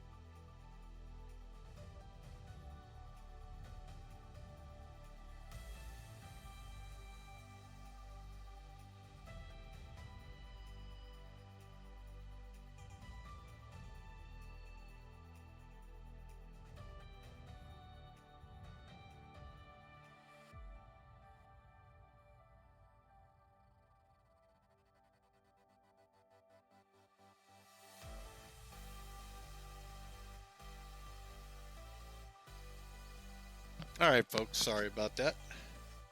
Wife needed a little help getting the little granddaughter in the house as well as other things. So sorry for that.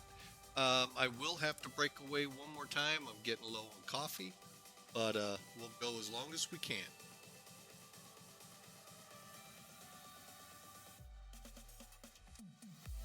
But look at the storms ahead of us, folks.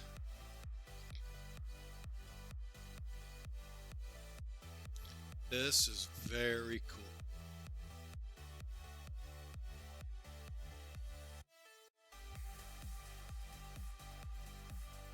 Wow, that's all I can say, folks. That is really cool. All right, this is the start of the arrival. So we are now approximately 35, 40 minutes out. So now would be a good time, folks, if you want to get your drink and sit back, relax. Also, feel free. With the exclamation point, the word predict, feel free to kind of guess how well I will do on the landing just like I did there in Andrews Air Force Base.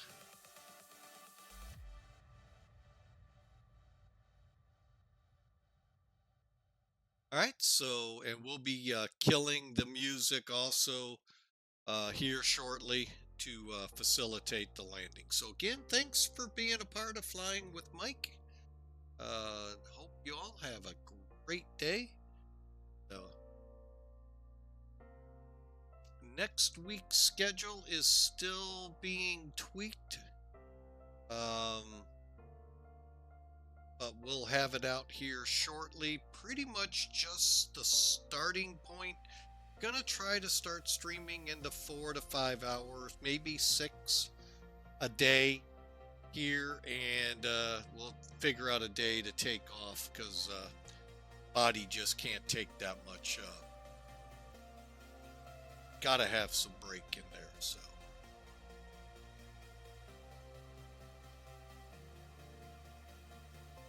All right, these were the storms this morning rocking St. Louis.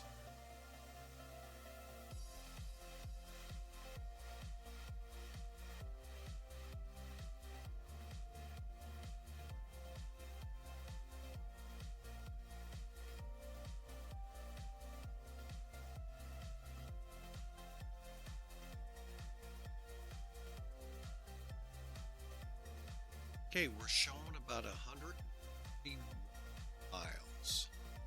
Time to do a little arithmetic here, folks. All right, so from 41,000, first intermediate point, which is 24.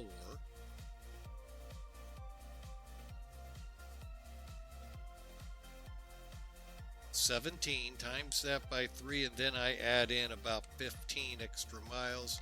So we're looking at about 70 miles from Rand Jr.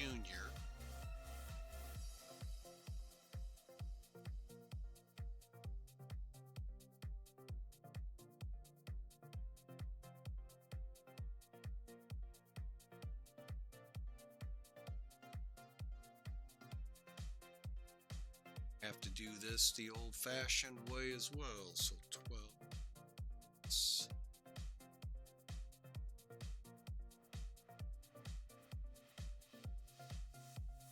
All right, so when we cross Phimpa, that's when we will pretty much be ready for descent if we're not already to it. All right, so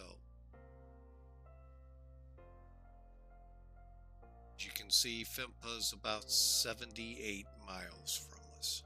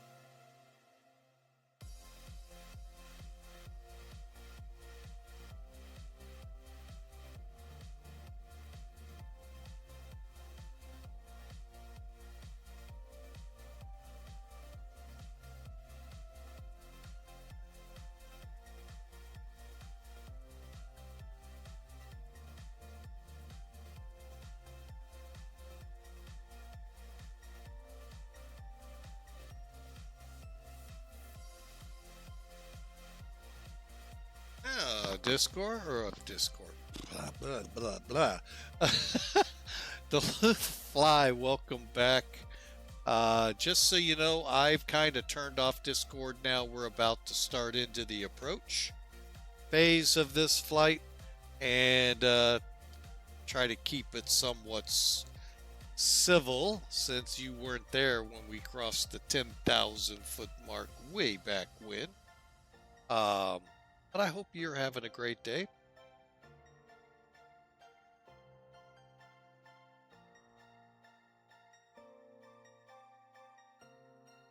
As we're passing through a pretty good thunderstorm cell. Or over. Probably over. Let's take a look outside.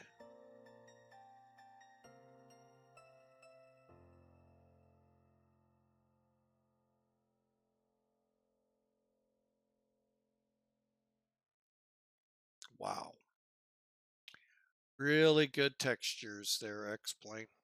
Really good job. And I'll tell you, the big thing I really like about X-Plane, it doesn't give it that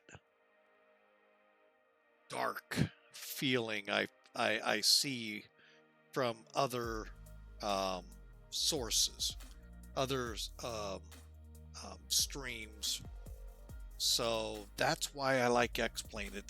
It looks more realistic than what some people like to call, I don't know the word I'm looking for, but oh, I just love, I mean, it's a little too light right now, but it's sure a heck of a lot better than 9 out of 10 screenshots or videos I watch off the other sims that are out there that think the world is this dark, dreary looking place.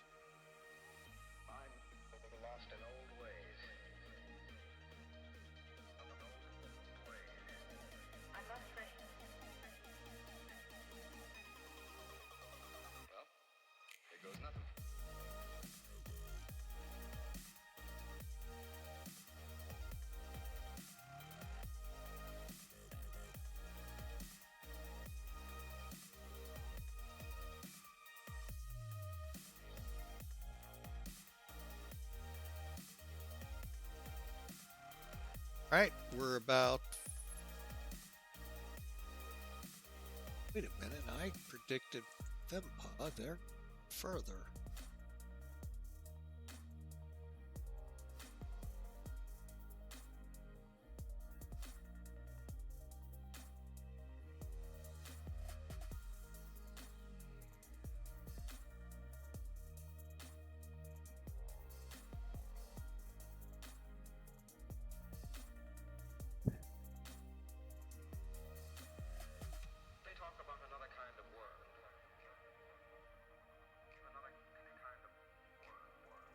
What is creative?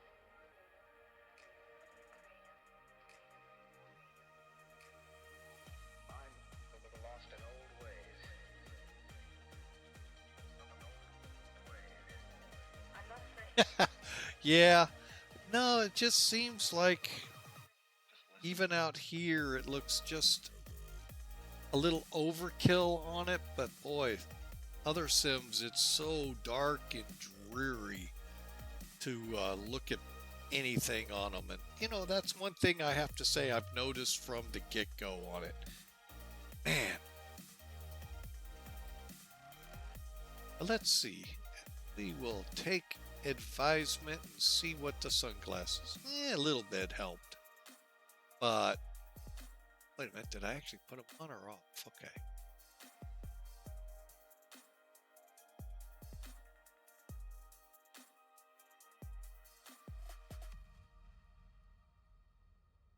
Yeah, it's just, you know, again,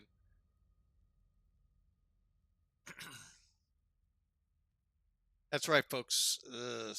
X-Plane comes with a pair of sunglasses for the pilot if you didn't know. Or you can just fly under the hood.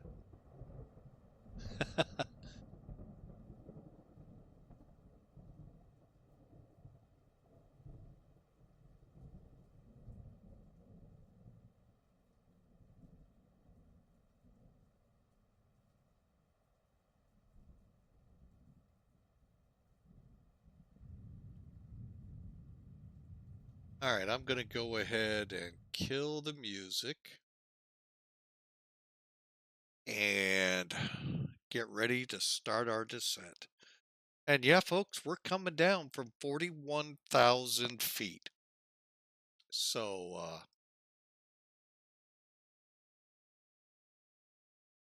remember in the beginning, I told you what the C40s are actually based off of. Now, granted, it's a 737-700 sort of kind of frame. Why I say it's sort of kind of that way, it's the BBJ. So it's not 100% the 737-700 frame, but a good portion of it. Whereas we're in a 737-800 frame here. So you see it a little bit. It's kind of like I said earlier, the P8, the new Poseidon. Did I call it Pegasus? That's the refueler. My goodness, Poseidon. It's the new Sub Hunter, replaced or replacing. I don't know if they're all gone yet or not. Aside from what NOAA has, the P3s, 4-engine turboprops. That is a 737-800 fuselage. However, what they've done to help it, I guess, get increased range, I'm not certain the whole conceptual wise, but 737-900 wings put on it, along with a couple of other little like antennas and other things on it. But that's the general layout of the Poseidon, the P8.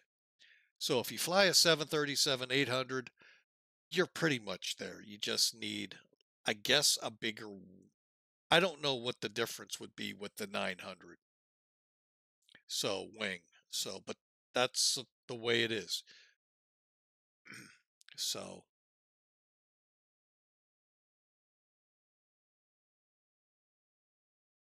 some interesting fun facts. Oh my, we're about to go through a thunderhead. Duck.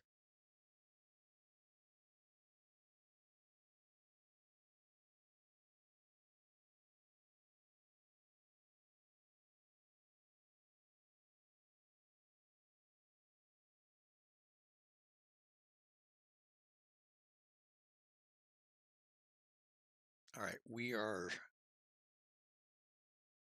30 miles.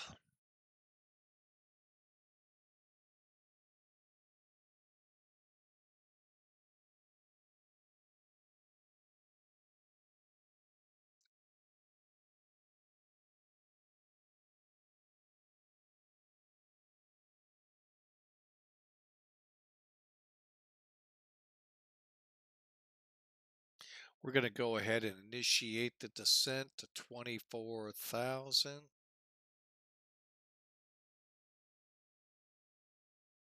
right, there's a couple of ways to do this, folks. You got a button here. You could come down, click your descent button.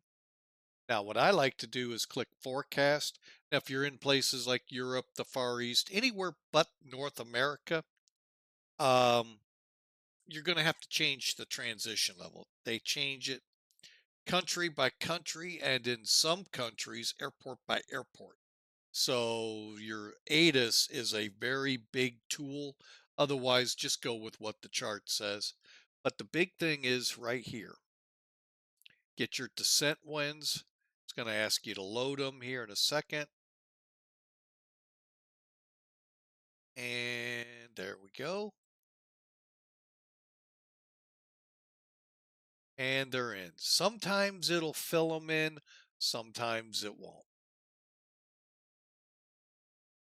Anyway, you've got the descend now, or you can do altitude intervene. Just make sure you've set an altitude, and then it will start its descent. Now, over here is if your little diamond, kind of zoom in on it, this little diamond, when it's right here, It is on the optimal descent to 24,000 on your routing.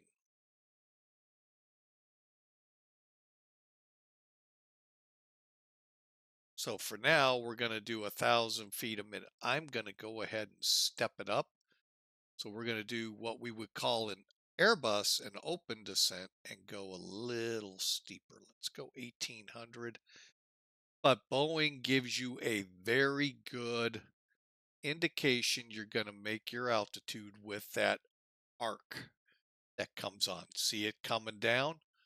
If it lines up on your fix, you're at a pretty good pace. We need to be between 28 and 24. So that's looking good. And then after it, 26 and 22. So 28, 24 here, 26 and 22 here. Jarhead. Oh, I'm sorry, at Jarhead. So yeah, we're make sure Seals and Junior and Jarhead. Perfect.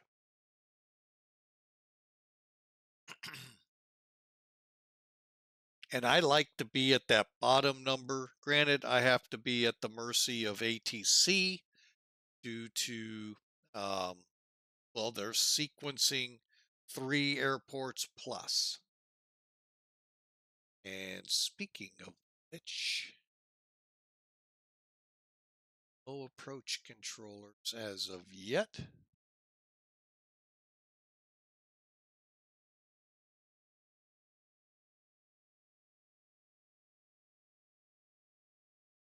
I'm not seeing myself. Where am I? There I am.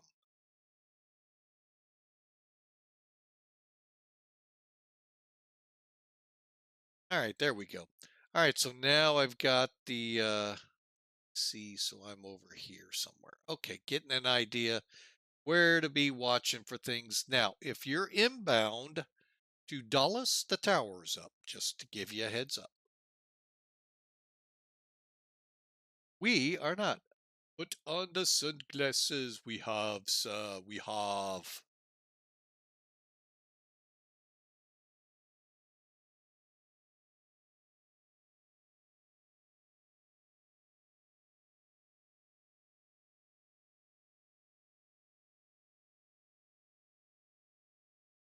Yeah, we're looking on a pretty good descent course right now. Actually, I could probably lessen it up a little.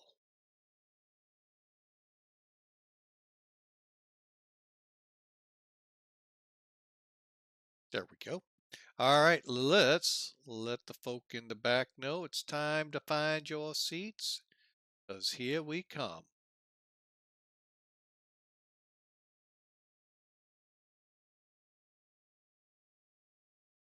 I may have to do it again, folks.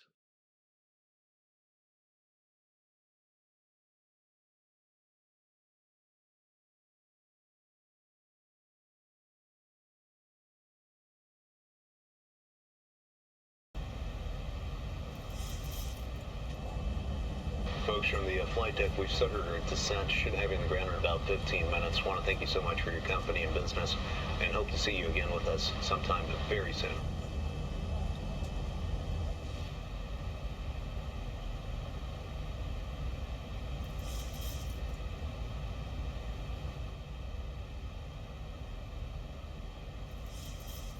All right. Whoop, whoop, whoop. Hit the wrong button again. Hit that button. Hit that button. And go to the next page. And this gives you your landing information. Unfortunately, in meters. I don't know how to switch that. All right. And then...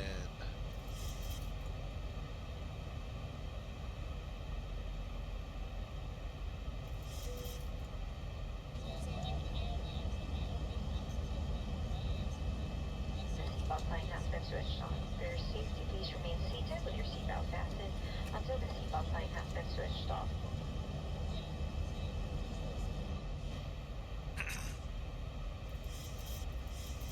Which it will not be, folks. All right, let's go ahead, dive into getting the rest of the pit set up here. All right, first thing. Now, many of you have probably not seen this kind of a radio unless you've watched me. Not many streamers like this, I've noticed. They like to keep it basic. I kind of like this one. It's, besides the fact being different, I don't know, I just kind of like it. So we need to get our ILS frequency. So first thing is, let's get this to read ILS, and that's your mode buttons here. Then, doink, doink, doink, doink, and doink. Go ahead and dial in over here, 113 Uno, and doink. Let me just see here if there's any. Okay, winds are still 140 at 6, 10 miles clear. Let me just look down here. Any threatening weather? Oh, okay, so we're looking at clear skies for now.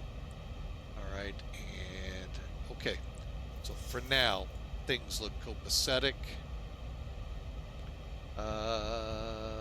Runways are still wet. 22 minutes ago. And all right, see how this goes.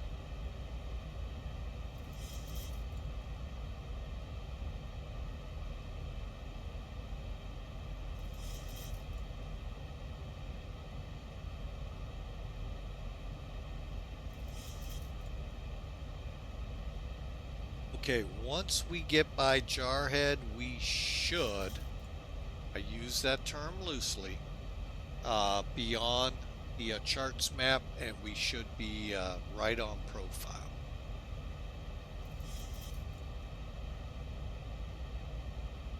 Okay, again, I always try, and as you can see, I forget sometimes. And JR, okay, I'm going to go ahead. Let her level off at 24. We are not on Ecom. All right, one more time, folks. I'm going to show you the easiest way to get the CTAF information. Because remember, so long as you're in VAT USA territory, and that's pretty much the 48 states. I think Alaska and Hawaii may be included. Don't quote me on that. But for sure the 48 states. Not Canada, not Mexico. Just the 48 states. So all you need to do up here, folks. .CTAF and the airport. KADW. Enter. 118400.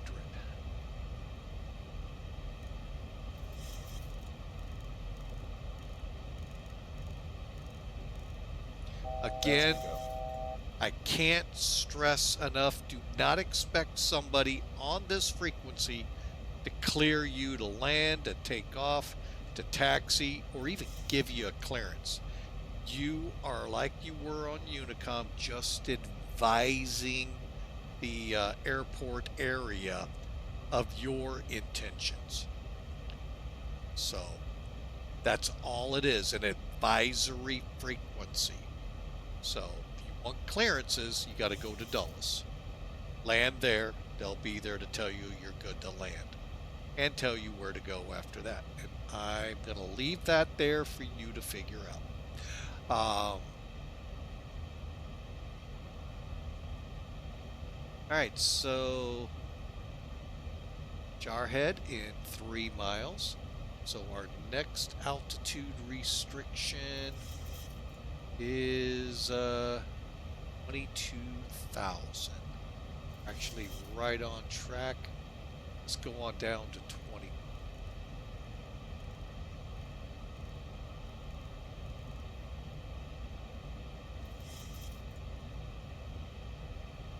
Again, you can use altitude intervene,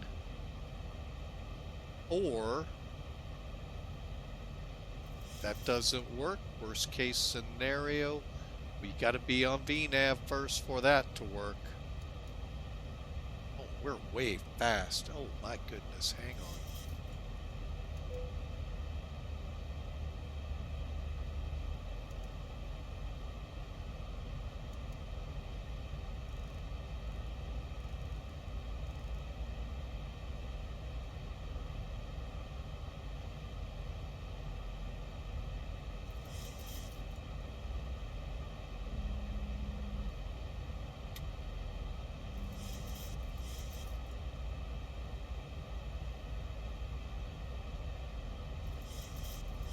Alright folks, I'm going to start stepping us out. Okay, so we're coming to PJ at 21 and we are 22. How far to PJ? Let's set 17.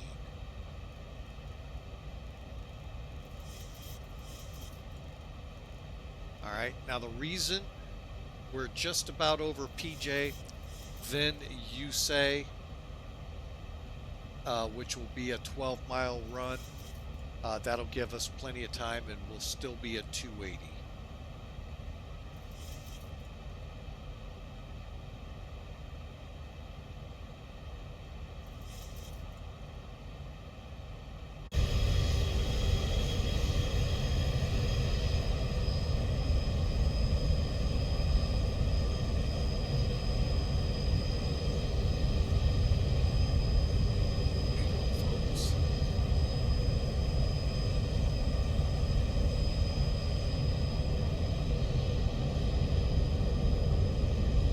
Yesterday or Friday, folks, we were talking about some of the improvements in weather.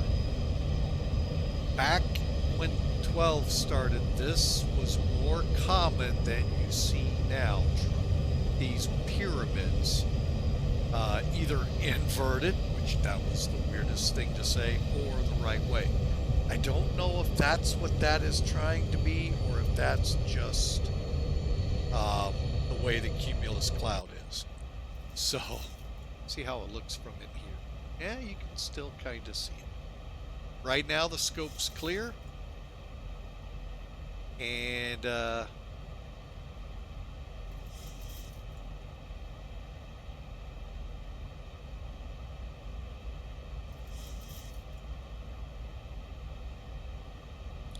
ahead and put us down to 16. We're just getting into the parameters for USAE of 21 and 17. So I may actually take over.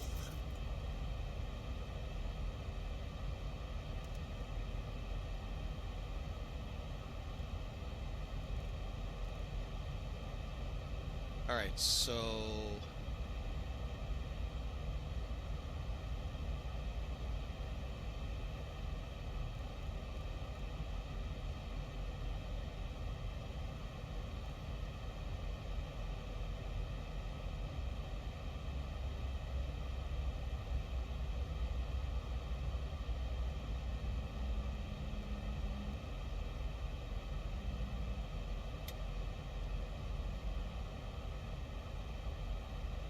okay, we do, bottom is 16. We're in the ballpark for it now. And support, we need to be closer to 14. All right, we're getting close to the transition 2983. You can preset that in here, folks. Another reason I wish we could pull this screen out. 2983. And then when you get to it, all you got to do is punch it. Makes it a heck of a lot easier than coming out and then setting. Alright, we're going to go ahead on our wing lights.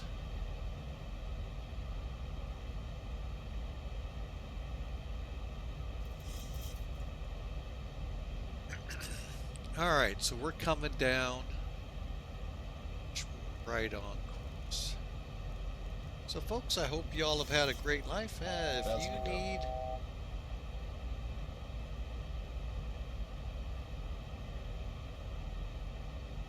No, appreciate that, Duluth.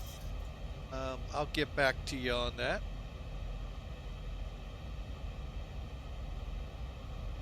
What? Melvin Leroy, what is in the house? Welcome in, sir. Hope you're having a great day.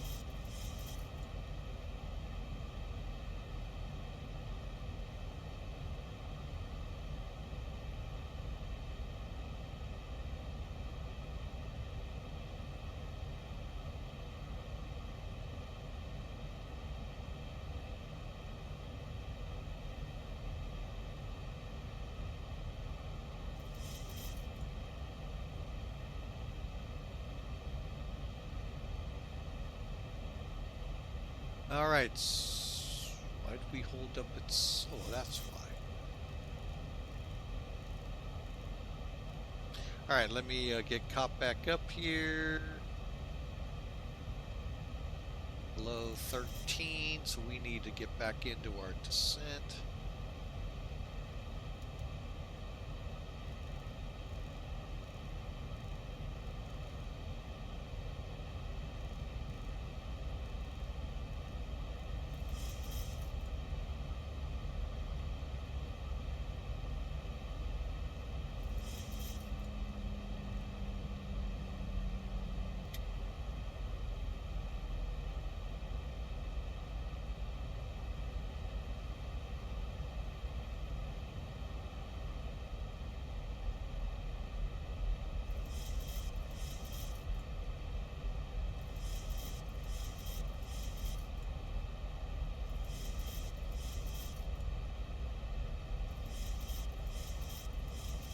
How's things going for Melvin Leroy? Nice to see you here, sir. Haven't seen you in a while.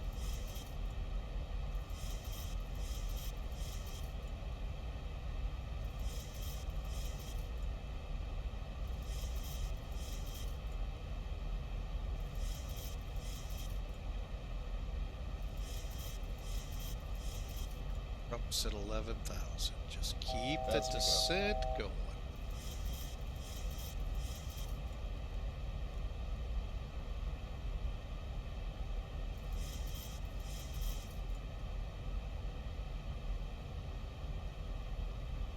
Oh boy, grandkids are in. Oh, I know that feeling, sir. Got one here right now. So, yep. Great to hear. Happy birthday to the grandson. That the junior first officer, I take it?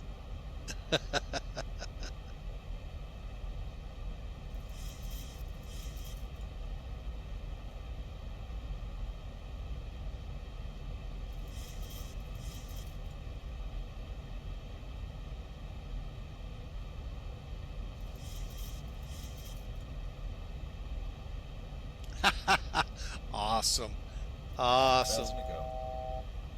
Alright, so we're getting in here. Alright, get the spoilers back in. Get the brakes set to 3. And let's see how things are transpiring. Okay, still no approach. Make sure. Okay, no tower. You know, every now and then, folks, even though you're flying military places and stuff like that, they'll pop up out of the woodwork. 8,000's our next altitude.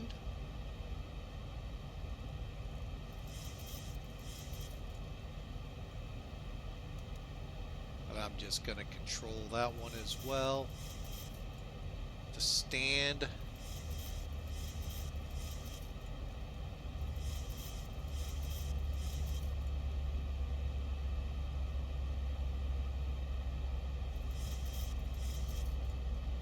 All right, and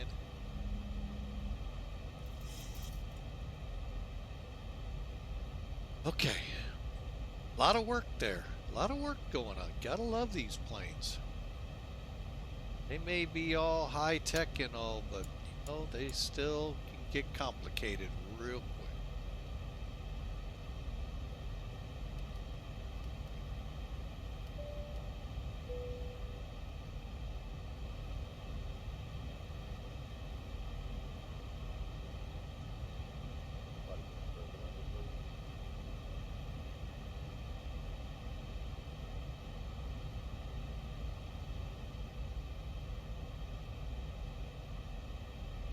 All right, folks, we are.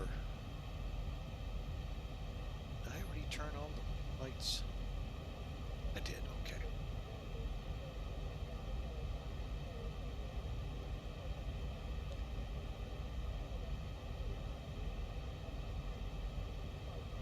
All right, folks, I may get a little distant from the chat because of the approach.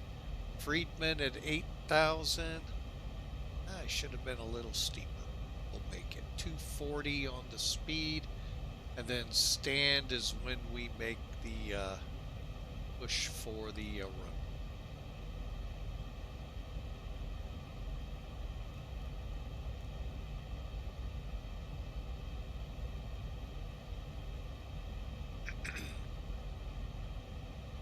But again, thank you all for flying with Mike today. It's been a pleasure. This will be the only flight of the day because I got dinner to start cooking here shortly, or at least get the grill up and running. As we kick off summer here in the U.S. Oh, Southwest is going beneath us.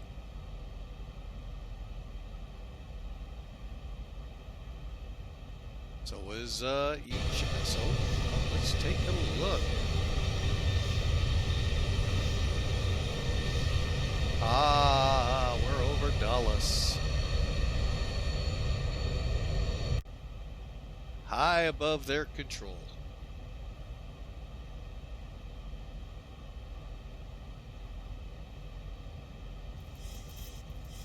All right, next up will be a descent to 2,500.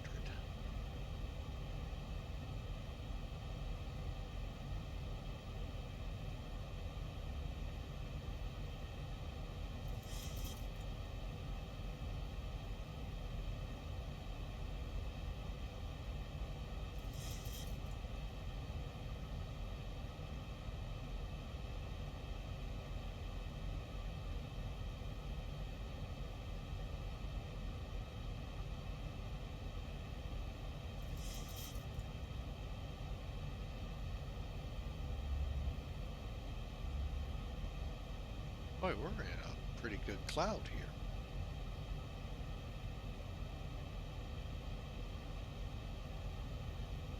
Set 3,000.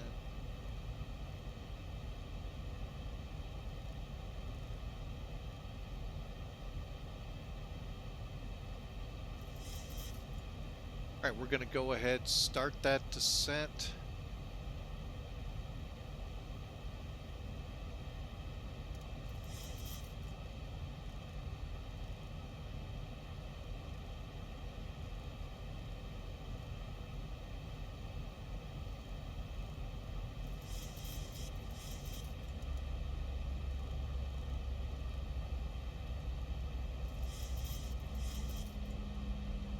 Okay, and what I'm doing here, folks, I'm going to kind of work my way into a pretty good, where I can turn it right onto a 45-degree angle-ish to the localizer to get a better intercept.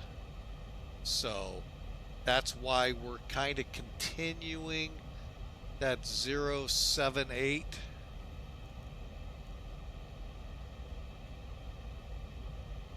If you saw it on the chart, it's a vector. We're going to kind of continue. I'm going to actually put it as 7.5. Got a feeling the winds may be angling me that way. Then I can back this off a little.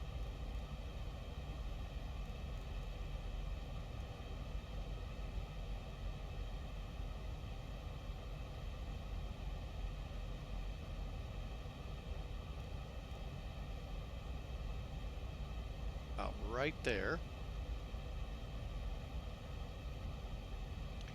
Maintain my 240, my heading. Here's my extended runway. So once I get probably right at 3,000, we'll begin that intercept to our intercept heading, which I don't have on my screen.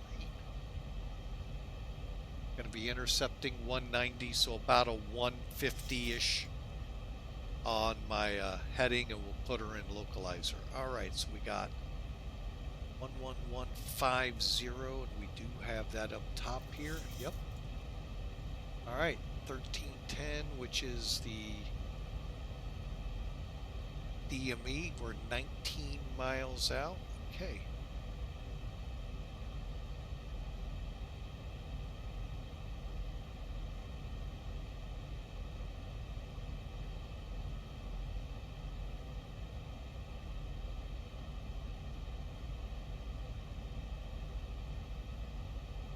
All right, here we go. We're about to where I feel comfortable.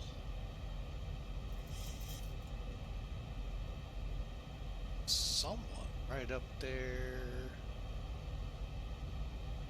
about 400 or 500 feet from me. Hopefully they're not going to where I'm going.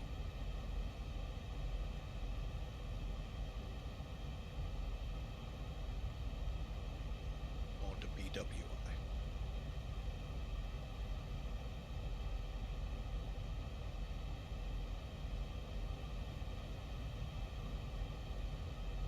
Thousand to go. All right, time to roll it on.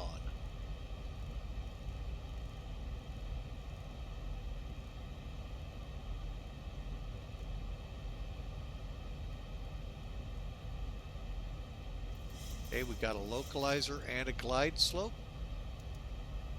They're both active.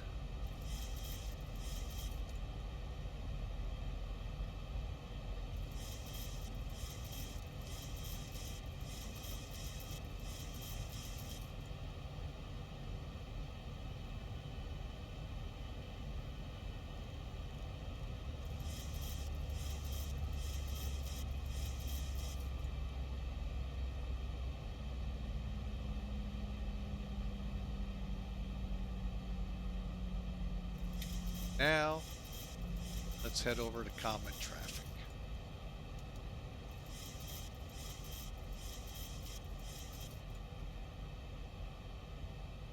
Andrews Air Force Base traffic, Sim Air Force 18.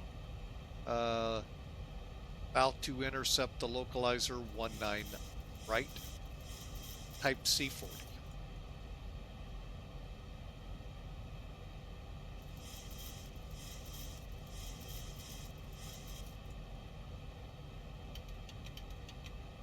Flaps 5.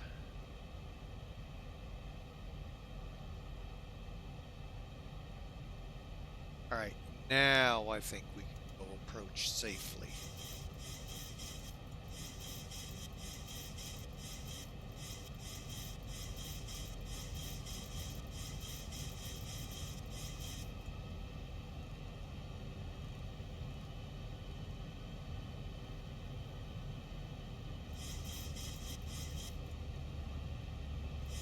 Thousand to go.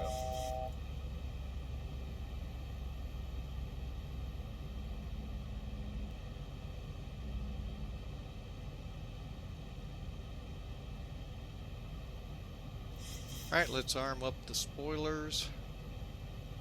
You're just looking for the light, the green light. They're armed. And we are on the localizer.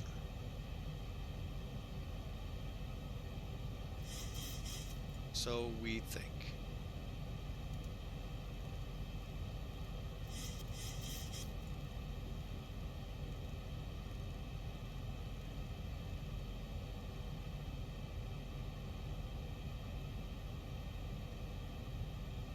Really hate when it does that, folks, but that's what you gotta watch for.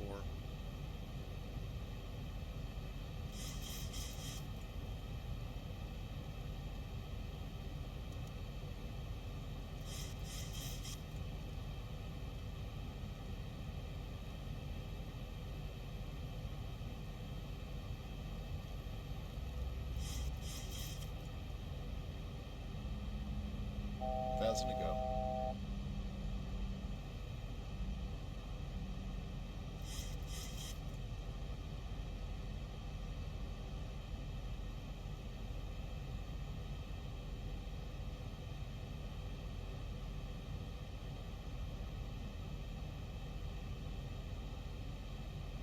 2500.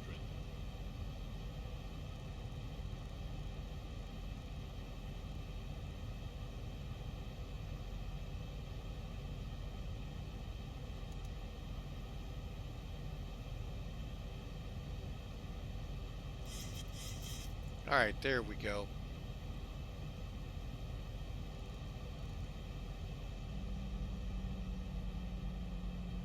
Still not wanting to hook it. Okay, plane's gonna go to me.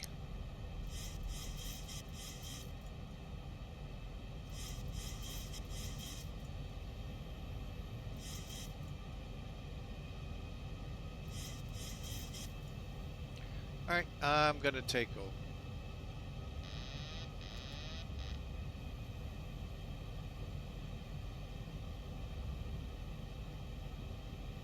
Gear down, flaps 10.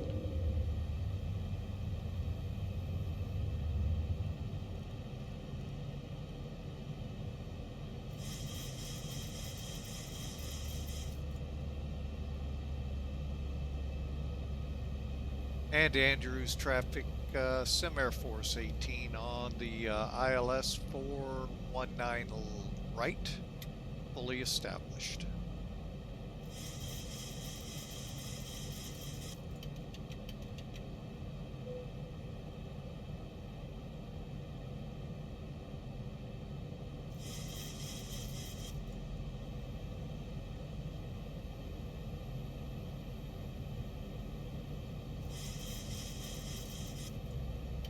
Flaps 30.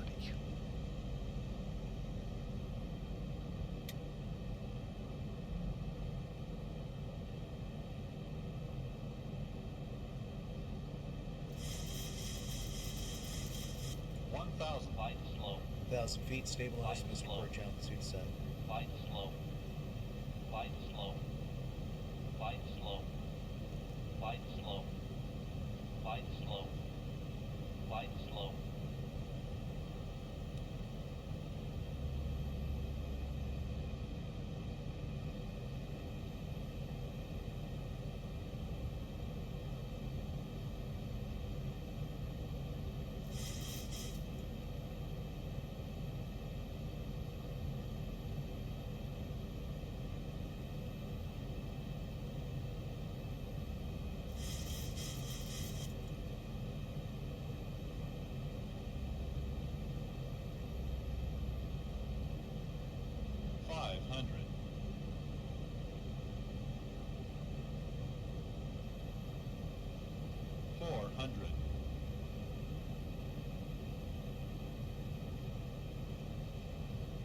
Andrews traffic, Sim Air Force 18, short final 19 right.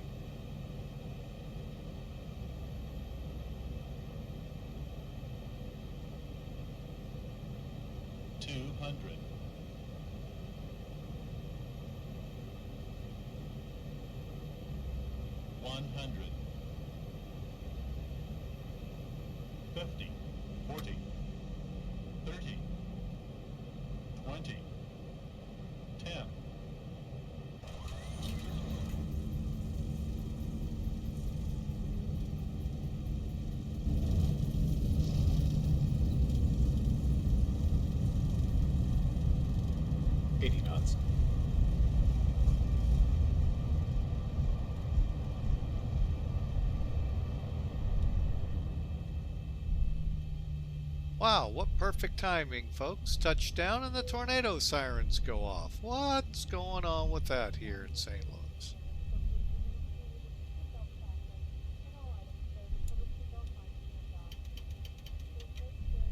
Andrews traffic, Sim Air Force 18, clear of 19 right to the ramp.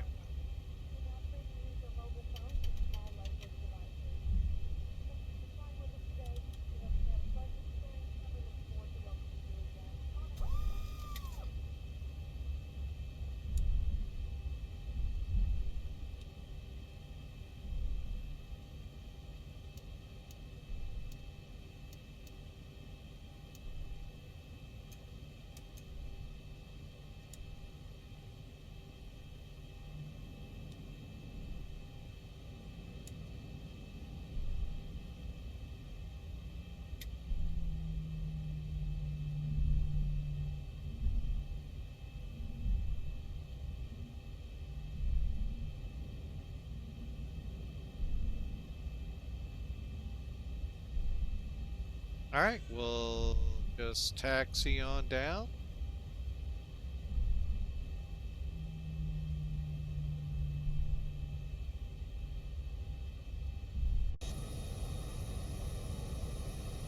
Ah, what timing, I tell ya. Knows where this is.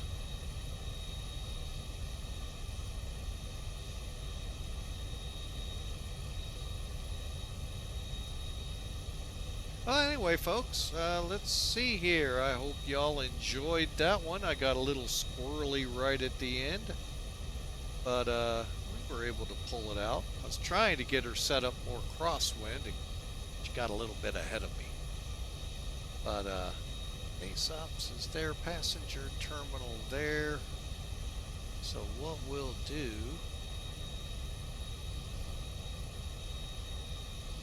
this next ramp area, turn in.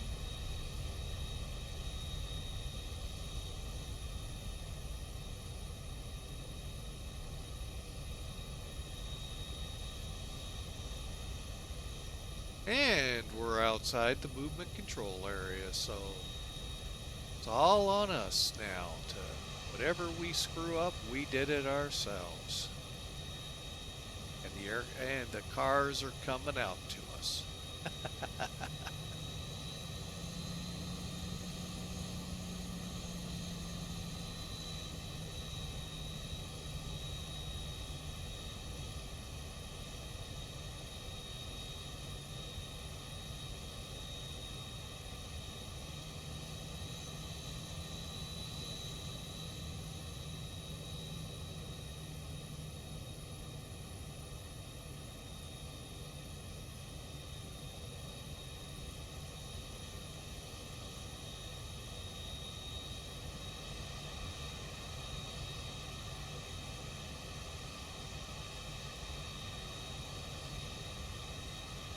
Alright, we're into blocks, folks.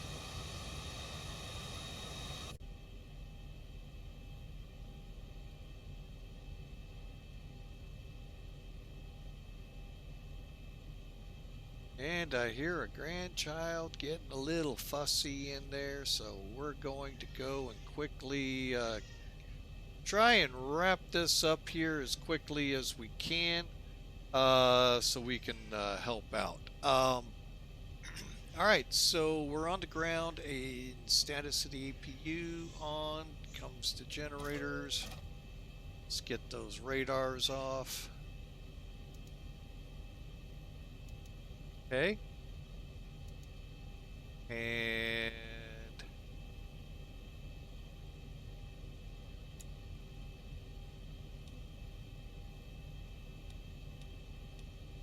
all right. AP gens on, bleeds on.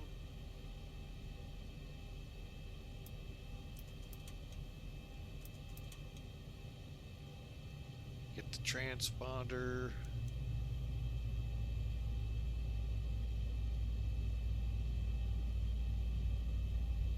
Alright, and let me just make sure nobody was following that harrowing approach.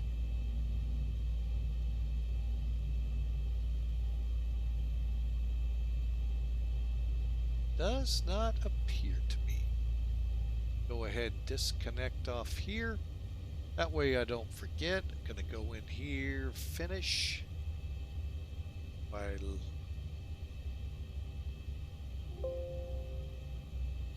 Oh, it wouldn't tell me. Oh, that's never a good sign. Let's head over here and find out. Let's see what the airline recorded us at.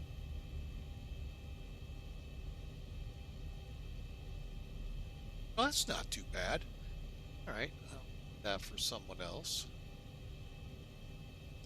Alright, they got us at 316. Alright, let's finish this up real quick. Thumbs off.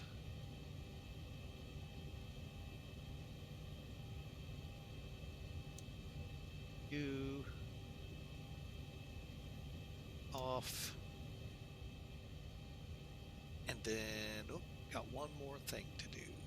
Beacon off. Fasten seatbelt off. off. Okay. All right, folks, just like before, now it all works in reverse. It begins unloading.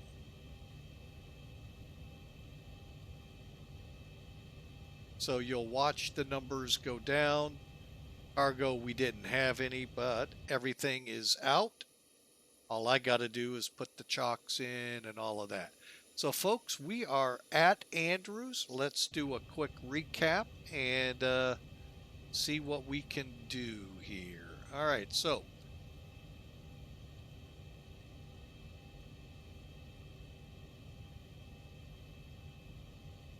all right, with Sim Toolkit up, you can barely see it down there, but it says 340 feet a minute, 121 knots. That's actually pretty good. Speeds and all were right. Let's finish the flight and you can see it a little better. Okay, Altus to Andrews. Okay, here we go with some details. Okay, it was a 2-hour, 45-minute flight for 1,100 miles. Burned 53, call it 5,400 kilograms of fuel. Landed 1.4 Gs and 340 feet a minute. Folks, that's actually a pretty good landing. Do I have who won, or was I the only one? Diggy Driver! Yahweh bless you and watch over you if you got a bolt. Thank you. Thank you, sir. Thank you, thank you. No audio, but still sea landing. Yeah, I know.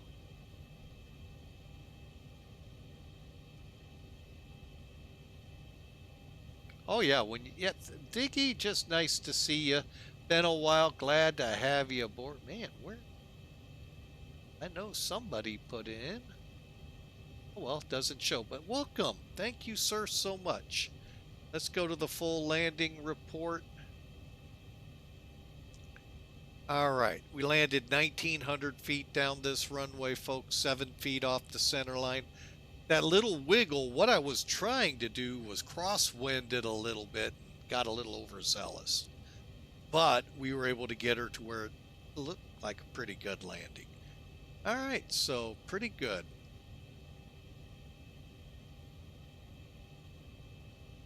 All right, what we're going to try...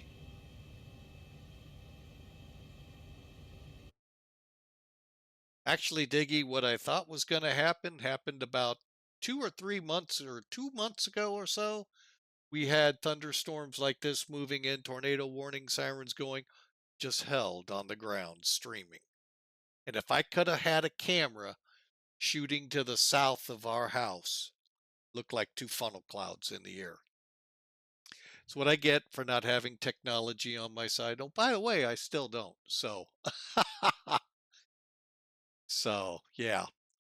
All right, let's give this a try since it's saying.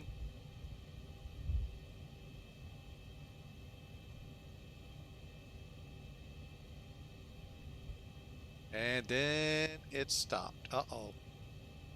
There it goes.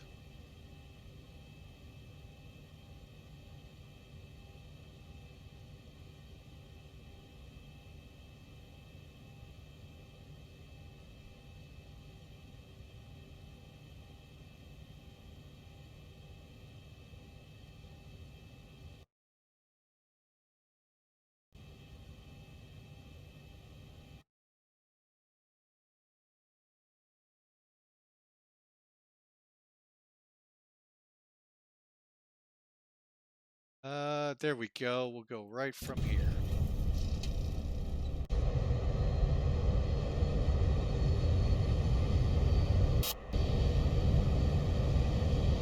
Oh my gosh, we're really in trouble, folks. We lost the runway.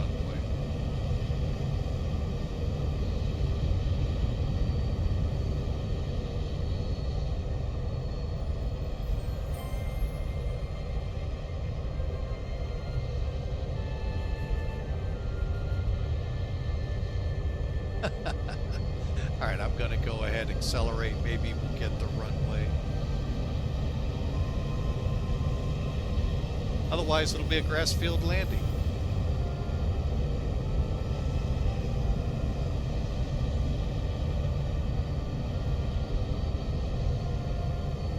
It's going to be a grass field landing. I love when X-Plane does this. Oh, it came back right at the right point.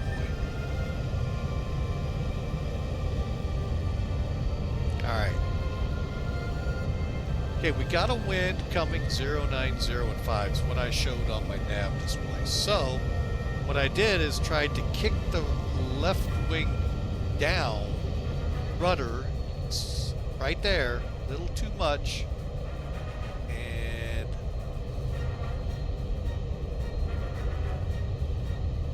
yeah, is what it is. Hey, still a good landing.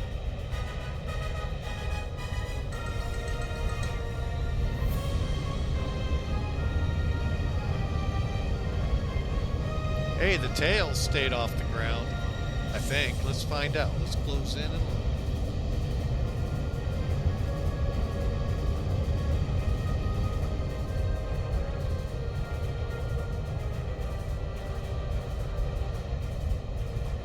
Oh yeah, tail's way off the ground. Just everything else. Let's look at it from another angle. I call it the Hawker 125. That's not what I expected.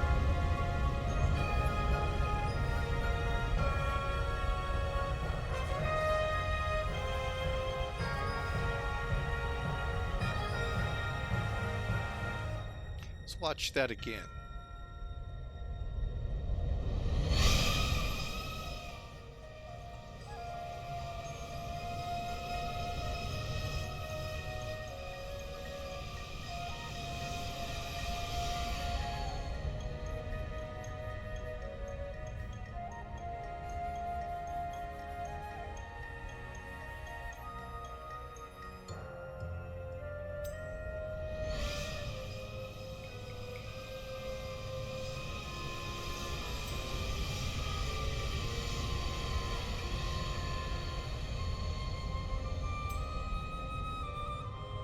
All right, let's go see how bad the passengers were running for the doors.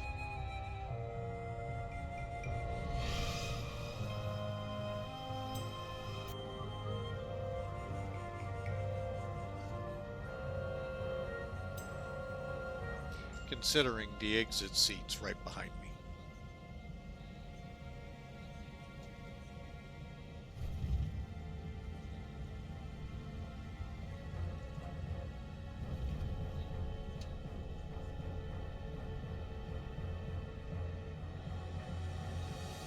Did I go flaps 40?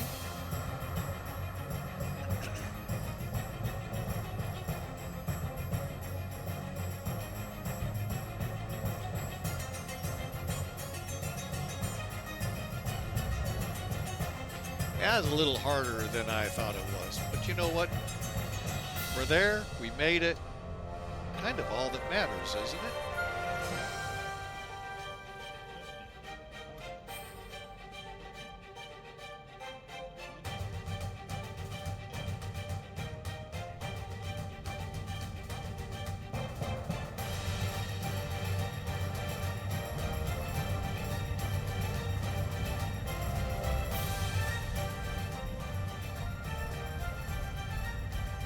Let's try one more. As Melvin Leroy says, this view shot, folks, never shows a bad landing. Okay, in this case it might. We get a little bit more space. From the tower, they just show how horrible this landing really was.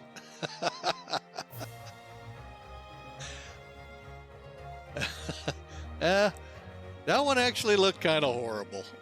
And it looked like I was flying a fighter if you see how far over I was.